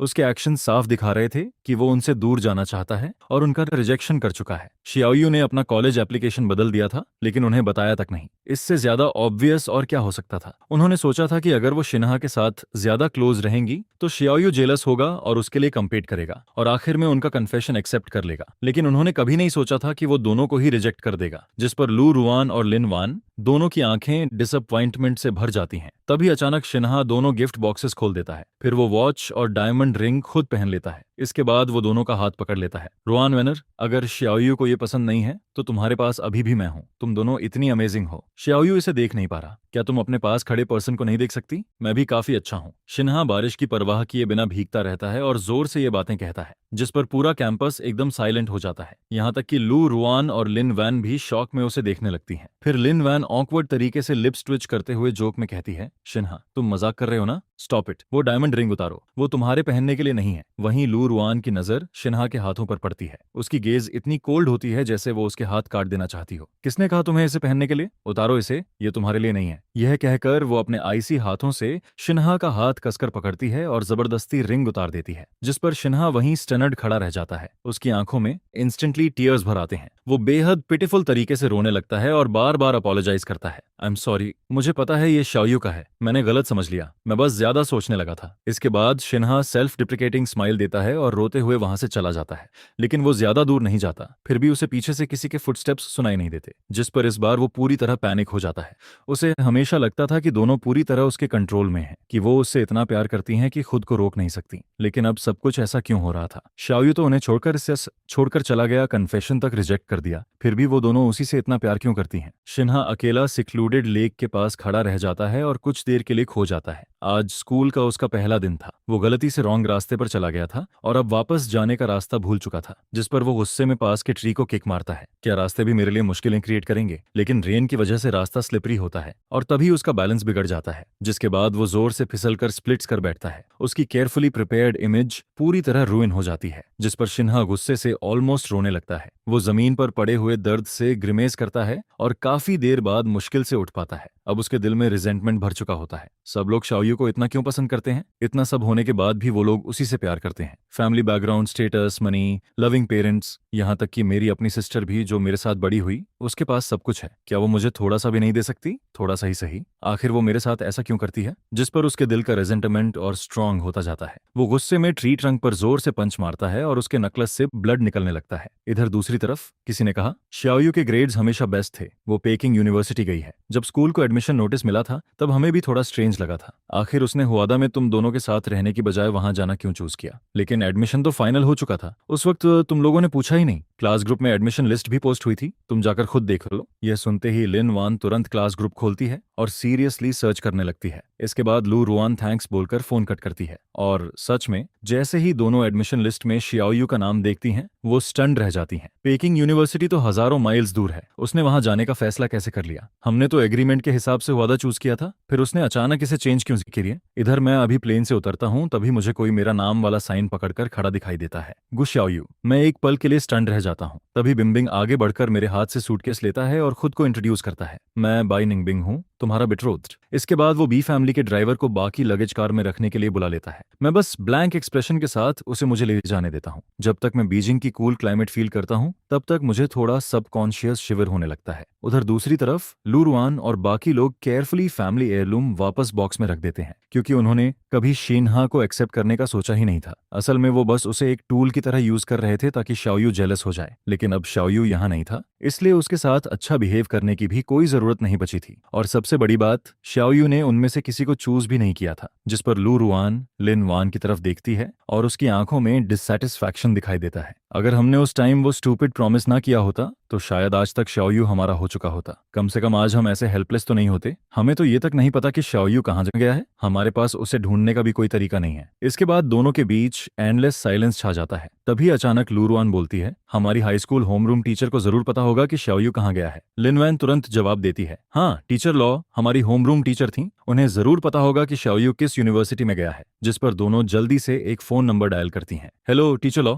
मैं लूरुआन बोल रही हूँ। मैं पूछना चाहती थी कि शाओयू किस यूनिवर्सिटी में गया है। यह सुनकर टीचर लॉ दूसरी तरफ से सरप्राइज होकर कहती हैं, तुम तीनों तो प्रैक्टिकली हर दिन साथ रहते थे, क्या तुम्हें ये तक नहीं पता कि शाओयू किस यूनिवर्सिटी में गया। जिस पर लू रुआन शेम से साइलेंट हो जाती है। फिर टीचर लॉ प्राउड आवाज में कहती हैं, शाओयू हमारे स्कूल का सबसे आउटस्टैंडिंग स्टूडेंट था। इतने सालों में मैंने उसके जैसा जीनियस मुश्किल से देखा है। इधर मेरी तरफ मैं अभी तक थोड़ा कंफ्यूज्ड खड़ा होता हूँ। तभी अचानक मेरा माइंड क्लियर होता है। मैं बाय निनिंगबिंग को देखकर पूछता हूँ, मैंने तुम्हें किसी और के लिए तो कंफ्यूज नहीं कर लिया? क्या तुम सच में वही हो जिसके बारे में मेरी मॉम बात करती थी? जिस पर बाय निनिंगबिंग काम आवाज में कहता है, तुम्हारा ब्लाइंड डेट इश्यू मेरा रिस्पॉन्सिबिलिटी है। और जैसे ही वो ये कहता है, वो अपना ट्रेंच कोट उतारकर मेरे ऊपर डाल देता है। फिर वो एक फोटो निकालकर मेरे सामने रखता है। मुझे नहीं लगता कि मैं मिस्टेक कर सकता हूँ। मैं फोटो लेकर देखता हूँ और उसमें सच में मेरी ही तस्वीर होती है। यहाँ तक कि उस फोटो में उसकी सेंट भी हल्की सी मौजूद होती है। जिस पर मैं ऑकवर्ड होकर कहता हूँ, सॉरी, मुझे तुम पर डाउट नहीं करना चाहिए था। वो हल्का स्माइल करते हुए जवाब देता है, इट्स ओके, चलो स्कूल चलते हैं। मैं पेकिंग यूनिवर्सिटी के बिजनेस स्कूल में फाइनेंशियल मैनेजमेंट प्रोग्राम का स्टूडेंट हूँ। तुमसे 1 साल सीनियर हूँ। अगर तुम्हें किसी भी चीज की जरूरत हो तो सीधे मेरे पास आना। चलो कॉन्टैक्ट एक्सचेंज करते हैं। इसके बाद बाई निनिंगबिंग मुझे डॉर्म तक छोड़ने आता है। वो और ड्राइवर मिलकर मेरा पूरा लगेज डॉर्म में शिफ्ट कर देते हैं। मैं उसे मना भी नहीं कर पाता और उससे पहले ही वो मेरा सामान अरेंज करना शुरू कर देता है। यहाँ तक कि वो खुद मेरा बेड भी सेट करता है। सिर्फ मेरे कुछ पर्सनल क्लॉथ्स ही ऐसे होते हैं जिन्हें मैं खुद ऑर्गेनाइज करता हूँ। बाकी लगभग सब कुछ वो संभाल लेता है। इतना ही नहीं, वो तुरंत नोटिस कर लेता है कि कौन सी चीज मिसिंग है और फिर बिना डिले किए लोगों को जाकर वो सामान खरीदने भेज देता है। जिस पर मैं कुछ पल के लिए पूरी तरह ओवरवेल्म्ड हो जाता हूँ। ये इंसान सच में बहुत ज्यादा कंसिडरेट है। मैं बाय निनिंगबिंग की बिजी फिगर को देखता हूँ और कुछ पल के लिए मुझे इल्यूजन होने लगता है जैसे वो सच में मेरी गर्लफ्रेंड हो। लेकिन अगले ही मोमेंट मैं रियलिटी में वापस आ जाता हूँ, क्योंकि पास्ट से सीखने के बाद मैं अब दोबारा आसानी से अपना हार्ट किसी को देना नहीं चाहता था। फिर मैं हल्का स्माइल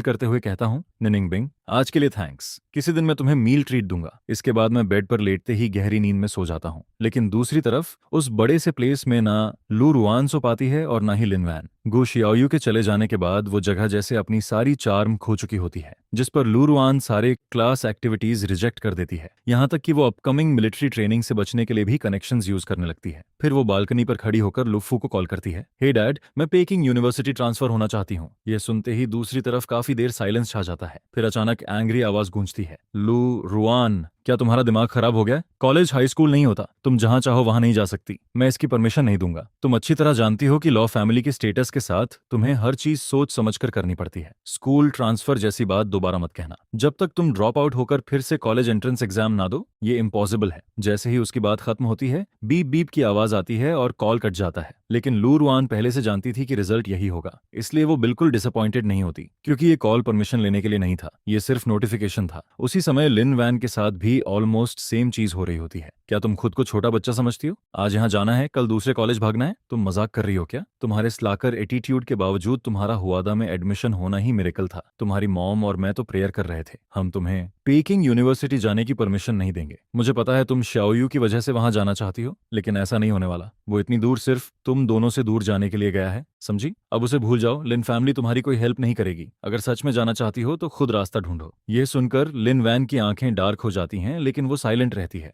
असल में उनके लिए कौन सी यूनिवर्सिटी है इससे कोई फर्क नहीं पड़ता था। उन्हें लगा था कि शाओयू को हुआ यूनिवर्सिटी पसंद है, इसलिए वो स्पेशली उसे वहां के स्कूल गेट तक लेकर गई थी। उन्होंने साथ में इसी यूनिवर्सिटी में आने का प्रॉमिस किया था, लेकिन उन्होंने कभी इमेजिन नहीं किया था कि शाओयू उनसे दूर भाग जाएगा। जिस पर वो दोनों उसके लिए इतनी रैश डिसीजन लेने तक को रेडी हो जाती हैं। दोनों पूरी रात बेयरली सो पाती हैं। अगले दिन उन्हें बाकी स्टूडेंट्स के साथ न्यू स्टूडेंट मीटिंग अटेंड करनी थी, लेकिन उसकी बजाय वो सीधे एकेडमिक अफेयर्स ऑफिस पहुंच जाती हैं। एकेडमिक अफेयर्स ऑफिस का टीचर टाइटली फ्राउन करते हुए बार बार पूछता है, क्या हुआ, यूनिवर्सिटी अच्छी नहीं है? तुम लोग ड्रॉप आउट क्यों करना चाहती हो? हाई स्कूल में इतने सालों की मेहनत क्या वेस्ट कर दोगी? तुम्हें समझना चाहिए, हुआ यूनिवर्सिटी और पेकिंग यूनिवर्सिटी ऑलमोस्ट इक्वल हैं। कहीं भी जाओ फर्क नहीं पड़ता, और फ्यूचर डेवलपमेंट के लिए ये जगह ज्यादा सूटेबल है। टीचर अपनी पूरी कोशिश कर रहा होता है कि ये दोनों गोल्डन बुद्धाज यूनिवर्सिटी ना छोड़ें, लेकिन तभी लू रुआन काम आवाज में कहती है, टीचर, मेरे आईक्यू के साथ किसी भी स्कूल में एडमिशन लेना आसान है। श्याओयू यहाँ नहीं है, इसलिए मेरे यहाँ रहने का भी कोई मतलब नहीं है। ये सिर्फ कॉलेज एंट्रेंस एग्जाम ही तो है,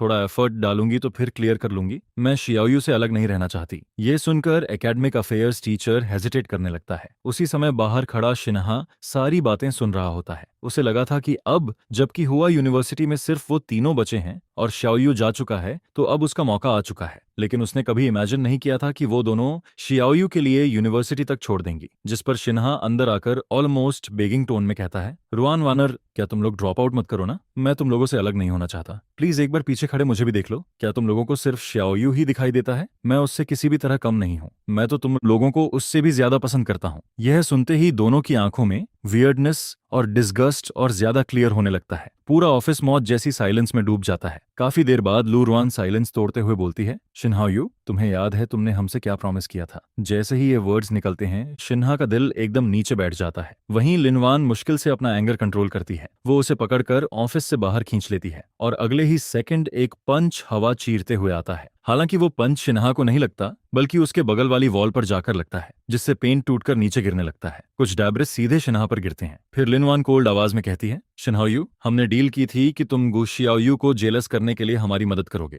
तुमने प्रॉमिस किया था कि तुम कभी हमारे लिए फीलिंग्स डेवलप नहीं करोगे, इसलिए हमने तुम्हें चूज किया था। तुमने गारंटी दी थी कि तुम हमारी मदद करोगे श्याओयू को पाने में, लेकिन तुमने उल्टा हमें यूज करके श्याओयू को दूर भगा दिया और फिर खुद हमें कन्फेशन देने लगे। मैंने तुम्हें एक बार नहीं कई बार वार्निंग दी थी कि हमारे लिए फीलिंग्स मत डेवलप करना। अब इसका हिसाब कैसे सेटल होगा? दोनों एक एक सेंटेंस बोल रही होती हैं, लेकिन हर शब्द शिन्हा को जैसे क्रॉस पर नेल कर रहा होता है। ऐसा लग रहा था जैसे वो किसी अबनॉर्मल क्रिएचर की तरह उसके साथ डील करने वाली हो, जिस पर शिन्हा बुरी तरह पैनिक हो जाता है। उसके लिप्स अनकंट्रोलेबली कांपने लगते हैं, लेकिन वो एक कंप्लीट सेंटेंस तक नहीं बोल पाता। असल में इस दौरान शिन्हा उन स्वीट मोमेंट्स में इतना खो चुका था कि वो ओरिजिनल एग्रीमेंट तक भूल गया था। उसे अब भी वो पहला दिन याद था जब वो उनसे मिला था। उस वक्त उसे वो दोनों हेवनली बीइंग्स जैसी लगी थीं। और फिर श्याओयू बार बार उसे उनके कांटेक्ट में लेकर आता था, जिस पर शिन्हा अपनी आंखों से देखता रहा कि वो दोनों श्याओयू को कितना वैल्यू और लव करती हैं। धीरे धीरे उसके अंदर भी ग्रीड पैदा होने लगी। सिर्फ ये सोचकर ही शिन्हा एक्साइटेड हो जाता था। वो खुद श्याओयू बनना चाहता था और इसी वजह से उसने एक बोल्ड डिसीजन लिया। शिन्हाओयू खुद उनके पास गया और कोलैबोरेशन डिस्कस की। प्लान ये था कि वो दोनों शिन्हाओ के साथ इंटेंशनली क्लोज बिहेव करेंगी ताकि गु शियाओयू जेलस हो जाए, और बदले में शिन्हा उनकी मदद करेगा गु शियाओयू को परसू करने में। लेकिन उन्हें विश्वास दिलाने के लिए कि ये मेथड काम कर रहा है, शिन्हा ने सीक्रेटली वो लव लेटर्स फेंक दिए जो उन्होंने गु शियाओयू के लिए तैयार किए थे। फिर उसने हैंडराइटिंग कॉपी करके वो लेटर्स खुद खुद के नाम लिख दिए, जिस पर जब गु शियाओयू को वो 2 लव लेटर्स मिले थे, उसके शॉक्ड और फ्लस्टर्ड एक्सप्रेशन को शिन्हा आज तक क्लियरली याद करता है। और एग्जैक्टली जैसा वो चाहते थे श्याओयू जेलस होकर उनके पास कॉन्फ्रंट करने आया था। इसलिए दोनों ने सच में बिलीव कर लिया कि उनका तरीका सक्सेसफुल है। उन्होंने फैसला किया था कि हुआ यूनिवर्सिटी ओपनिंग डे पर वो सारी बातें श्याओयू को एक्सप्लेन कर देंगी। लेकिन उन्होंने कभी एक्सपेक्ट नहीं किया था कि श्याओयू पहले ही उनसे पूरी तरह डिसअपॉइंटेड हो चुका होगा। यह सब याद करते हुए शिन्हा अचानक क्रेजी तरीके से हंसने लगता है। अगर लू रुआन और बाकी लोग उसे रिमाइंडर ना देते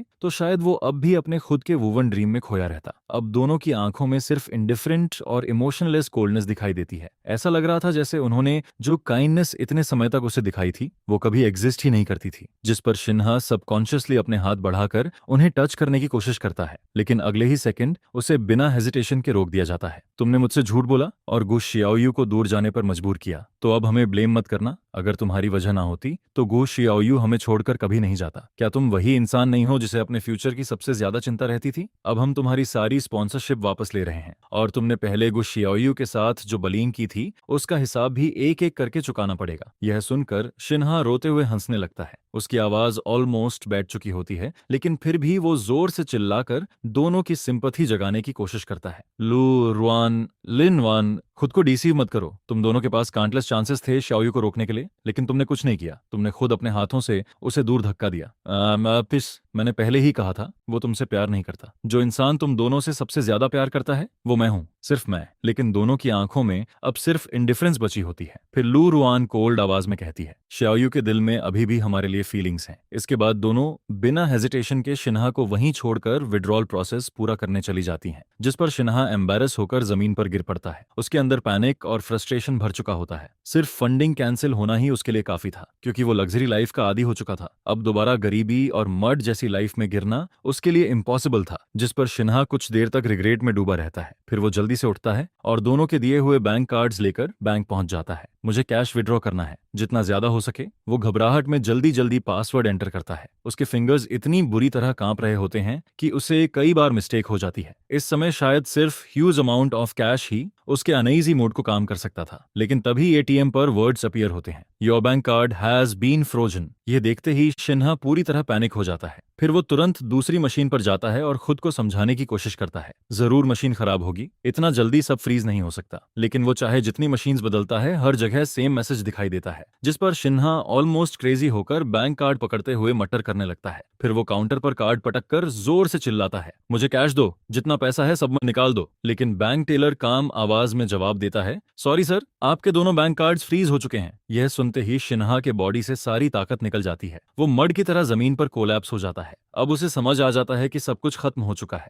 फिर वो दोनों बैंक कार्ड्स जमीन पर फेंक देता है। उसकी हालत ऑलमोस्ट होपलेस हो चुकी होती है। उसे खुद भी नहीं पता चलता कि वो वापस कैसे चलकर जा रहा है। इसी दौरान सामने कुछ नॉटी बच्चे फायरवर्क्स लेकर खेल रहे होते हैं। वो हंसते और मजाक करते हुए भाग रहे होते हैं। तभी उनमें से एक बच्चा बिना रास्ता देखे शिन्हा की लेग से टकरा जाता है। मुझे टच मत करो। लेकिन उसी समय उसके पीछे फायरवर्क फट जाता है, जिस पर स्पार्क उसकी क्लॉथ्स में आग लगा देता है और तभी उसके कपड़ों के अंदर छुपा एक रेड डॉट फ्लैशिंग करने लगता है। उधर उसी समय ब्लैक सूट पहना एक बॉडीगार्ड फोन पर व्हिस्पर करते हुए कहता है, मिस्टर गू, काम हो गया। मैं गारंटी देता हूं कि अब शिन्हाओयू की लाइफ आसान नहीं होगी। गू फैमिली के फादर फ्रेंच विंडो के पास खड़े रिवर को देखते रहते हैं। फिर वो हल्का हम करते हैं। इधर शिन्हा काफी देर तक स्ट्रगल करता है। आखिर बड़ी मुश्किल से वो अपने पीछे लगी आग बुझा पाता है। फिर वो लिम्प करते हुए हॉस्पिटल की तरफ बढ़ने लगता है। उसकी बैक पर जली हुई स्किन की बर्निंग पेन इतनी ज्यादा होती है कि वो पूरे बॉडी से स्वेट करने लगता है। शिन्हा का चेहरा पैल पड़ चुका होता है और कुछ ही कदम चलने के बाद वो सीधे बेहोश होकर गिर जाता है। कुछ समय बाद शिन्हा की आंख खुलती है, लेकिन उसका पूरा शरीर दर्द से भरा होता है, जिस पर नर्स उसे देखकर तुरंत कहती है, मिस्टर शिन, हमें आपके फोन में सेव्ड किसी कॉन्टैक्ट से कॉन्टैक्ट नहीं हो पा रहा। आपकी सर्जरी और हॉस्पिटल फीस तुरंत पे करनी होगी, वरना आगे ट्रीटमेंट कंटिन्यू नहीं हो पाएगा। यह सुनकर शिन्हा ट्रेम्बलिंग आवाज में फोन मिलाता है, प्लीज मेरी हेल्प करो, मैं हॉस्पिटल में हूँ, मेरे पास सर्जरी की फीस देने के लिए मनी नहीं है, बस इस बार मेरी हेल्प कर दो। मैं मानता हूँ मैंने पहले गलती की, लेकिन मैं शियाओयू की फीलिंग्स प्रिडिक्ट नहीं कर सकता था। तुम लोगों ने पहले ये मेथड ट्राई किया था ना, वो इफेक्टिव था, प्लीज मेरी हेल्प करो। वो बार बार बेगिंग वर्ड्स रिपीट करता रहता है। उसकी आवाज ऑलमोस्ट टूट चुकी होती है। काफी देर बाद दूसरी तरफ से लू रुआन फाइनली बोलती है, वैसे सोचूं तो लगता है मैं भूल गई थी कि तुमने शियाओयू के साथ पहले कितनी एक्सेसिव चीजें की थीं। हमारे मेथड्स शायद बहुत सॉफ्ट थे, इसलिए तुम अभी भी सोच रहे हो कि तुम मुझे कॉल करके शियाओयू को हर्ट कर सकते हो। तुम्हें उसका 1000 गुना वापस चुकाना पड़ेगा। इसके बाद लू रुआन और लिन वैन ड्रॉप आउट करने के तुरंत बाद क्रैम स्कूल ज्वाइन कर लेती हैं। उसी दौरान किसी ने ऑनलाइन शिन्हा के सारे अफेयर्स एक्सपोज कर दिए, जिस पर काउंटलेस लोग डिस्गस्ट के साथ उसके बारे में बात करने लगते हैं। लेकिन इस समय शिन्हा हॉस्पिटल में पड़ा होता है, इसलिए उसे इन सब चीजों की कोई खबर नहीं होती। इधर लू रुआन को अपने ग्रेड्स पर पूरा कॉन्फिडेंस होता है। उसे लगता है कि बिना क्रैम स्कूल के भी वो रीटेक एग्जाम देकर पेकिंग यूनिवर्सिटी में आसानी से एडमिशन ले सकती है। वहीं लिन वॉन के ग्रेड्स भले उससे थोड़े कम हों, लेकिन उसे भी टेंशन नहीं होती, क्योंकि अगर वो खुद क्लियर नहीं कर पाई तो वो बेस्ट ट्यूटर्स हायर कर सकती थी, जिस पर दोनों बिना रुके सेम समय पर बीजिंग की तरफ निकल पड़ती हैं। इधर मेरी तरफ मुझे यहाँ मिले रूममेट्स काफी अच्छे होते हैं। कैंपस की हर चीज इतनी अमेजिंग लगती है कि मैं ऑलमोस्ट उन दोनों को भूलने लगता हूँ। फिर मिलिट्री ट्रेनिंग खत्म हो जाती है। उसी समय मेरा फोन रिंग करता है। क्या फिर से सिस्टर बाई तुम्हें डिनर के लिए बुला रही हैं? सच बताओ, तुम दोनों आखिर कब टुगेदर होने वाले हो? हाँ, पूरे कैंपस में लोग तुम दोनों को शिप कर रहे हैं। हम तीनों ने तो बेट तक लगा ली है कि सिस्टर बाई तुम्हें कब फाइनली विन करेंगी। हर कोई एक साथ बोल रहा होता है, जिस पर मैं थोड़ा ब्लश करने लगता हूँ। ओके, मैंने अभी तक कुछ डिसाइड नहीं किया है, और वैसे भी उसने अभी ऑफिशियली कन्फेशन नहीं दिया। मैं बस उसकी रीसेंट हेल्प के लिए ग्रेटफुल हूँ। इसके बाद रूममेट्स को समहाउ हैंडल करके मैं डॉर्म के नीचे खड़ा होकर आसपास देखने लगता हूँ, लेकिन मुझे बाई निनिंगबिंग कहीं दिखाई नहीं देता। मैं अभी सोच ही रहा होता हूँ कि तभी मिलिट्री ट्रेनिंग वाला मेरा हैंडसम इंस्ट्रक्टर हाथ में रेड रोजेस लेकर मेरे सामने आ जाता है। फिर वो नर्वस एक्सप्रेशन के साथ कहता है, गु शियाओयू, मुझे तुमसे फीलिंग्स हैं, क्या तुम मेरे साथ रिलेशनशिप में आओगे? उधर बाई बाई निंगबिन को कभी उम्मीद नहीं थी कि उसकी परफेक्टली प्लान्ड चैलेंजेस के बीच कोई सरप्राइजेस भी आ जाएगा। असल में वो मुझे पहली बार मिलने के बाद से इंटरेस्टिंग समझने लगा था, जिस पर मैं ऑकवर्ड होकर कहता हूँ, तुम बहुत अमेजिंग हो, शायद लोग बस तुम्हारी ग्रेटनेस से इम्प्रेस्ड हैं। मैं अभी हुई सिचुएशन के लिए रैंडम एक्सक्यूजेस बनाने लगता हूँ, लेकिन बाई निनिंगबिंग बस हल्का स्माइल करता है और कुछ एक्सप्लेन नहीं करता। इसके बाद जब मैं उसके साथ प्राइवेट रेस्टोरेंट की तरफ जा रहा होता हूँ, तभी रास्ते में मुझे दो ऐसे लोग दिखाई देते हैं जिन्हें मैं बिल्कुल नहीं देखना चाहता था। वो दोनों शॉक्ड होकर बाई निनिंगबिंग को देखती हैं। ये कौन है? असल में कभी किसी ने भी उन्हें ऐसा थ्रेट फील नहीं कराया था, यहाँ तक कि एक दूसरे ने भी नहीं। उन्हें हमेशा लगता था कि मैं आखिर में उनमें से किसी एक को चूज करूंगा, लेकिन मैंने उनमें से किसी को भी चूज नहीं किया, बल्कि मैंने किसी और को चुन लिया, जिस पर लू रुआन की गेज अनयूजुअली कोल्ड हो जाती है। वो बिना पीछे हटे सीधे बाई निनिंगबिंग की आंखों में देखती है। ये कौन है? यह सुनकर बाई निनिंगबिंग काम आवाज में जवाब देता है, अब ये तुम्हारा बिजनेस नहीं है, तुम्हें अभी शिन्हा के साथ नहीं होना चाहिए। इसी समय बाई निनिंगबिंग रीअश्योरिंग तरीके से मेरा हाथ पकड़ लेता है। उसकी वार्मअप मुझे स्ट्रेंथ देती है। फिर वो कामली कहता है, हम अब उसके साथ नहीं है, उसे उसका पनिशमेंट मिल चुका है, हम सब एक्सप्लेन कर सकते हैं। इसके बाद वो कुछ फोटोज दिखाते हैं। फोटोज में शिन्हा अपनी ओल्ड सेल्फ की शैडो जैसा दिखाई देता है। फिर पता चलता है कि उसने कुछ क्लासमेट्स को पैसे देकर क्राउड गैदर करवाया था ताकि वो लोग शाउट करें, से येस टू हिम, से येस टू हिम। लेकिन मैं सीधे काम आवाज में जवाब देता हूँ, सॉरी, मैं तुम्हें पसंद नहीं करता, मैं तुम्हारे साथ रिलेशनशिप में नहीं आ सकता। यह सुनते ही हैंडसम इंस्ट्रक्टर का चेहरा अगली पड़ जाता है। उसके लिप्स कई बार मूव करते हैं जैसे वो कुछ और कहना चाहता हो, लेकिन तभी बाई निनिंगबिंग मेरे पीछे आकर खड़ा हो जाता है।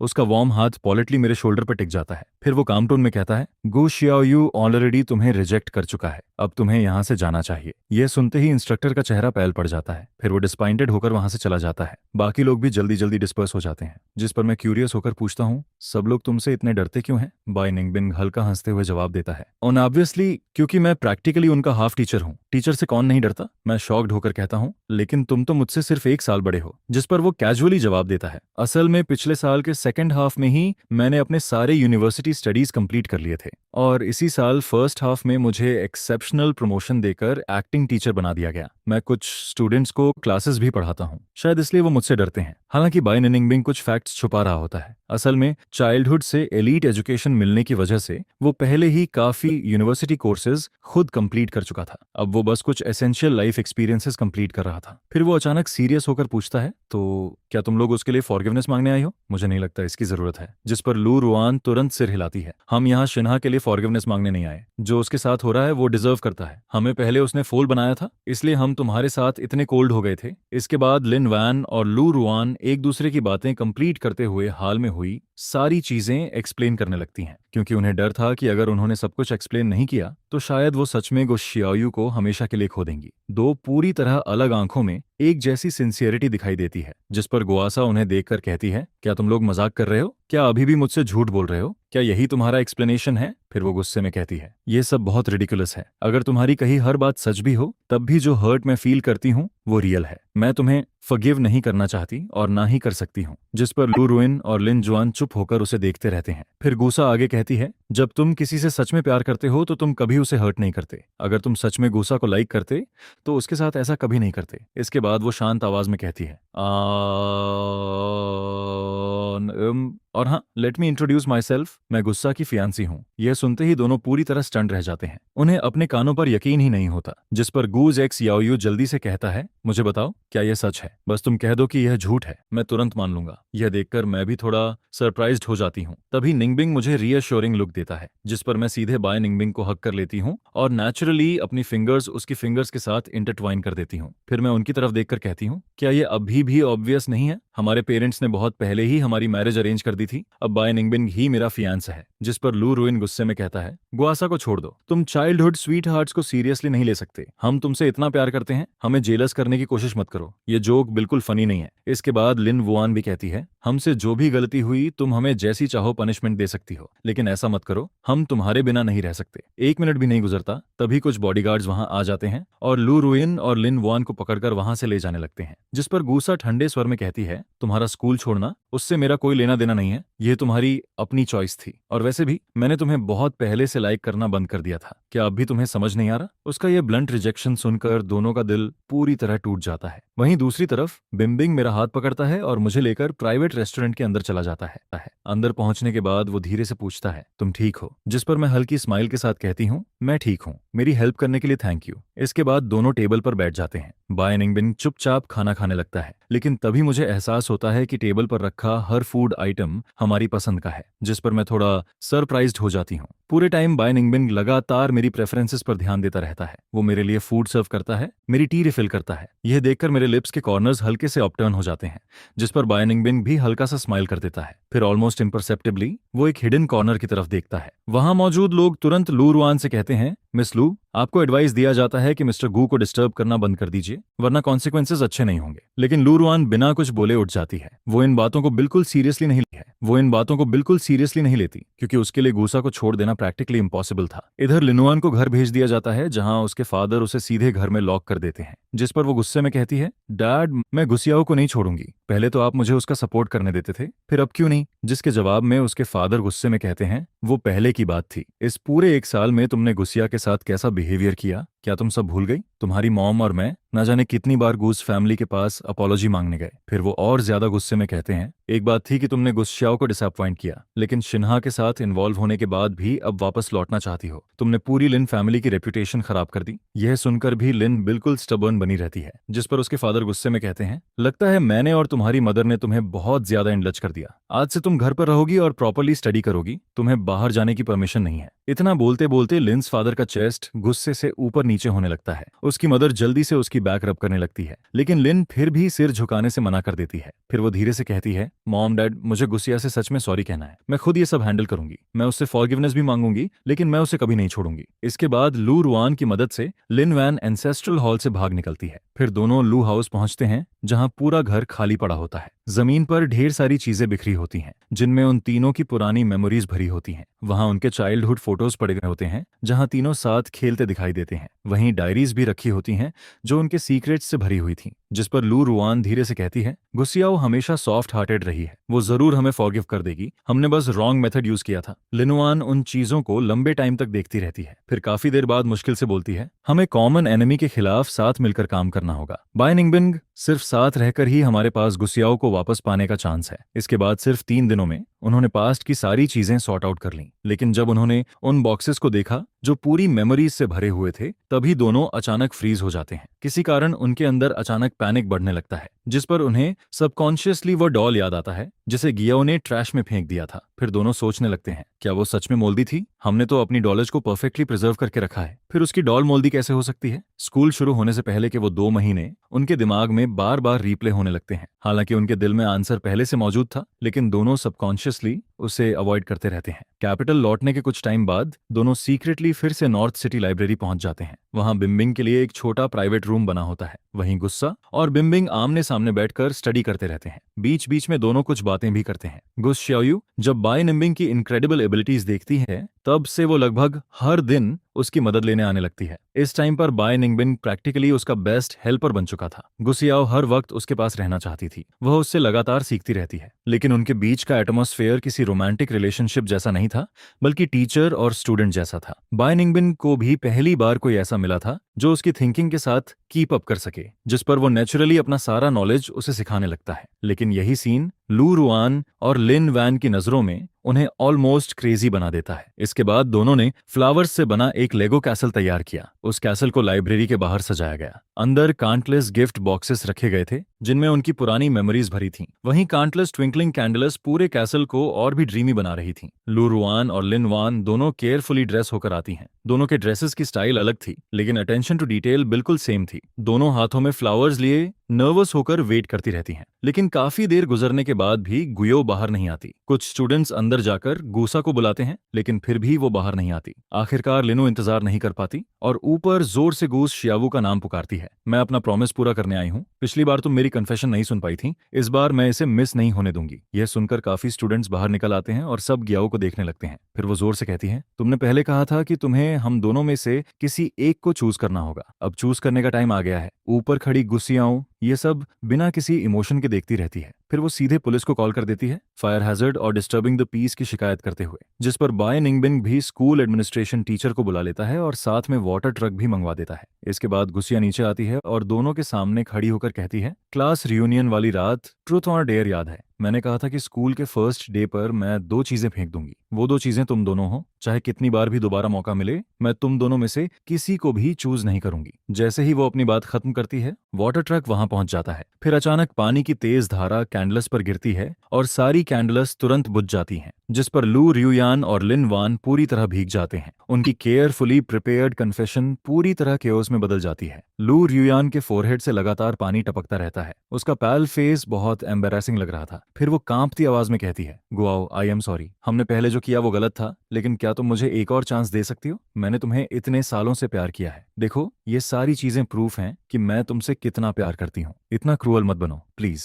ये कहते हुए वो वन्नी पर बैठ जाती है और वही फेमिलियर हेरिटेज बॉक्स बाहर निकालती है। फिर कहती है, यह रिंग सिर्फ तुम्हारी हो सकती है। अगर तुम इसे नहीं चाहती तो मैं इसे फेंक देना पसंद करूंगी। लेकिन गुस्सियाओ बिल्कुल भी मूव नहीं होती, जिस पर गुस शाओयू भी कहती है, मैं तुमसे हमें चूज करने के लिए नहीं कह रही, बस बाय निंगबिन को छोड़ दो। हम दोनों साथ मिलकर तुम्हें प्यार करने के लिए रेडी हैं। इसके बाद वो भी वह हेरियम जैड वॉच बाहर निकाल देती है। यह देखकर आसपास खड़े लोग गॉसिप करने लगते हैं, लेकिन गियाओ के चेहरे पर कोई रिएक्शन नहीं आता, बल्कि उसे उनकी बातें बेहद रिडिकुलस लगती हैं। फिर वो गुस्से में कहती है, क्या तुम लोग पागल हो? मैं बहुत पहले ही तुम लोगों की वजह से खत्म हो चुकी हूँ। तुम्हें फॉरगिव करने की बात तो दूर, मैं तुम्हारे साथ वापस रहने के बारे में सोच भी नहीं सकती। बिल्कुल नहीं, अब मूव ऑन करो। फिर वो उन हेयरलूम्स की तरफ देखकर कहती है, वो चीजें तुम्हारी हैं, उन्हें फेंको या रखो, उससे मुझे कोई फर्क नहीं पड़ता। इतना कहकर गुस्सियाओ बिना हेजिटेट किए वहां से चली जाती है। उसका रेजोल्यूट एटीट्यूड सब कुछ क्लियर कर देता है, लेकिन लू रुआन अभी भी उसकी जाती हुई फिगर को घूरती रहती है। वो अब भी उसे छोड़ने के लिए रेडी नहीं थी। तभी वो फिर उसके पीछे जाने की कोशिश करती है। उसी वक्त पुलिस वहां पहुंच जाती है और जोर से पूछती है,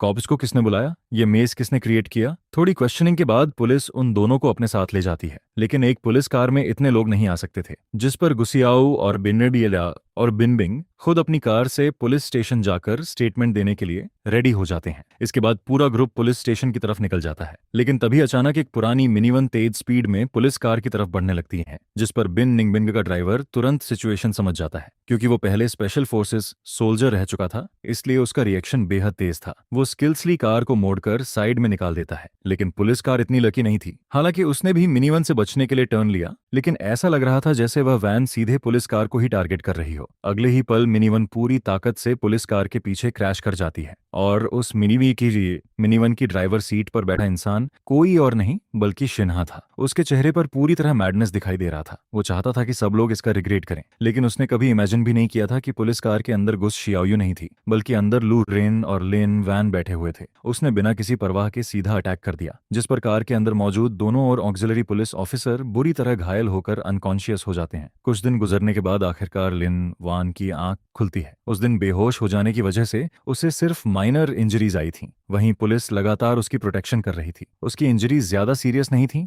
बस उसका एक लेग क्रश हो गया था। लेकिन इसके बावजूद वो गुस शियाओयू से मिलने से मना कर देता है, क्योंकि वो नहीं चाहता था कि गुस्सा उसे लिम्प करते हुए देखे। दूसरी तरफ लू रियुयान भी होश में आ जाती है, लेकिन उसकी मेंटल कंडीशन पूरी तरह ठीक नहीं थी। जैसे ही वो किसी चीज के बारे में ज्यादा सोचने की कोशिश करती, उसका सिर बुरी तरह दर्द करने लगता, जिस पर लू रियुयान लंबे टाइम तक हॉस्पिटल रूम में चुपचाप लेटी रहती है और फिर वो भी गुस्सा से मिलने से मना कर देती है। जब गुस्सियां उससे मिलने आती है, तब लू रुआन बिना इमोशन के कहती है, गुस शियाओयू कौन है? मैं उसे नहीं जानती, मैं किसी से नहीं मिलना चाहती। यह सुनकर गुसुयू कुछ देर चुप रहती है और फिर साइलेंटली वहां से चली जाती है।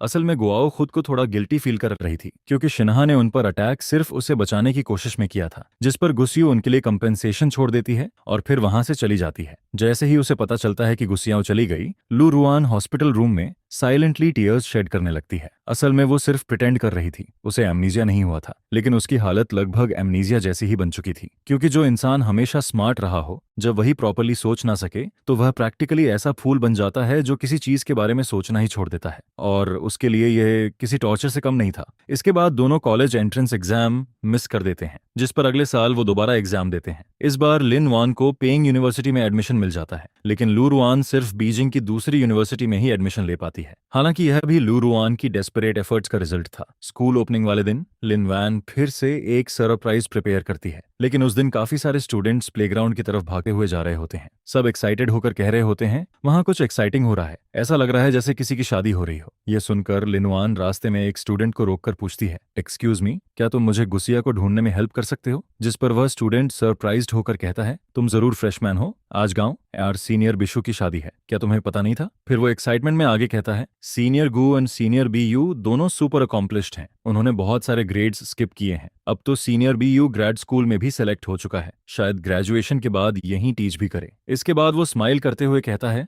दोनों हमेशा साथ रहते हैं। वो लिटरली परफेक्ट मैच हैं। पिछले साल इसी टाइम पर उसने प्रपोजल दिया था। पूरा सीन इतना रोमांटिक था कि हर कोई उन्हें एनवी कर रहा था, और अब वो इस साल शादी भी कर रहे हैं। फिर वो जल्दी से कहता है, अगर तुम अभी स्पोर्ट्स फील्ड जाओ तो शायद उनकी वेडिंग कैच कर लो। ये सुनते ही लिनवान वहीं प्रैक्टिकली फ्रीज हो जाती है। काफी देर तक वो हिलती तक नहीं। उसे खुद एहसास नहीं होता कि कब चलते चलते वो स्पोर्ट्स फील्ड के कॉर्नर तक पहुंच जाती है। तभी उसके बगल में लू रुआन भी आकर खड़ी हो जाती है। दोनों दूर खड़ी उस लड़की को देखते रहते हैं जिसने व्हाइट वेडिंग ड्रेस पहन रखी थी। उनकी आंखों में मौजूद लॉन्गिंग कभी गायब नहीं हुई थी, लेकिन दोनों यह भी जानते थे कि अब बहुत देर हो चुकी है। वहीं दूसरी तरफ सेरेमनी कंटिन्यू होती रहती है, जिस पर होस्ट मुस्कुराकर कहता है, अब प्लीज रिंग्स एक्सचेंज कीजिए। इसके बाद गुसियाओ और बिंग बिंग एक दूसरे को रिंग्स पहनाते हैं और अगले ही पल दोनों किस करने लगते हैं। यह देखकर आसपास मौजूद सभी लोग जोर जोर से चीयर अप करने लगते हैं। फिर सब एक्साइटेड होकर शाउट करते हैं, गुसियाओ जल्दी बाय निंगबिन को उठाओ और क्राउड से भाग जाओ। जिस पर गुसियाओ स्माइल करते हुए पूछती है, क्या तुम हैप्पी हो? और बाय निंगबिन तुरंत जवाब देता है, हैप्पी। फिर वो धीरे से कहता है, हो सकता है अभी हम डीपली इनफ लव में ना हो, लेकिन हम एक दूसरे को काफी अच्छे से अंडरस्टैंड करते हैं। जिस पल दो पूरी तरह डिफरेंट सोल्स एक दूसरे को टच करते हैं, उसी पल हमें पता चल गया था कि हम एक दूसरे के लिए परफेक्ट हैं। यह सुनते हुए लू रुआन और लिन वान क्वाइटली वहां से चले जाते हैं। जो तीन लोग कभी एक दूसरे के सबसे करीब थे, आखिरकार समय के साथ दूर हो जाते हैं। हालांकि वो एक ही सिटी में रहते थे, फिर भी वो अक्सर सिर्फ उनके बारे में सुनते थे, लेकिन उनसे दोबारा कभी नहीं मिले। फिर एक दिन लू रुआन और लिन वान टीवी पर उनके बारे में न्यूज देखते हैं, जहां काउंटलेस लोग उनके लव को एनवी कर रहे थे, लेकिन उससे भी ज्यादा लोग उनके टैलेंट और ट्रस्ट की तारीफ कर रहे थे।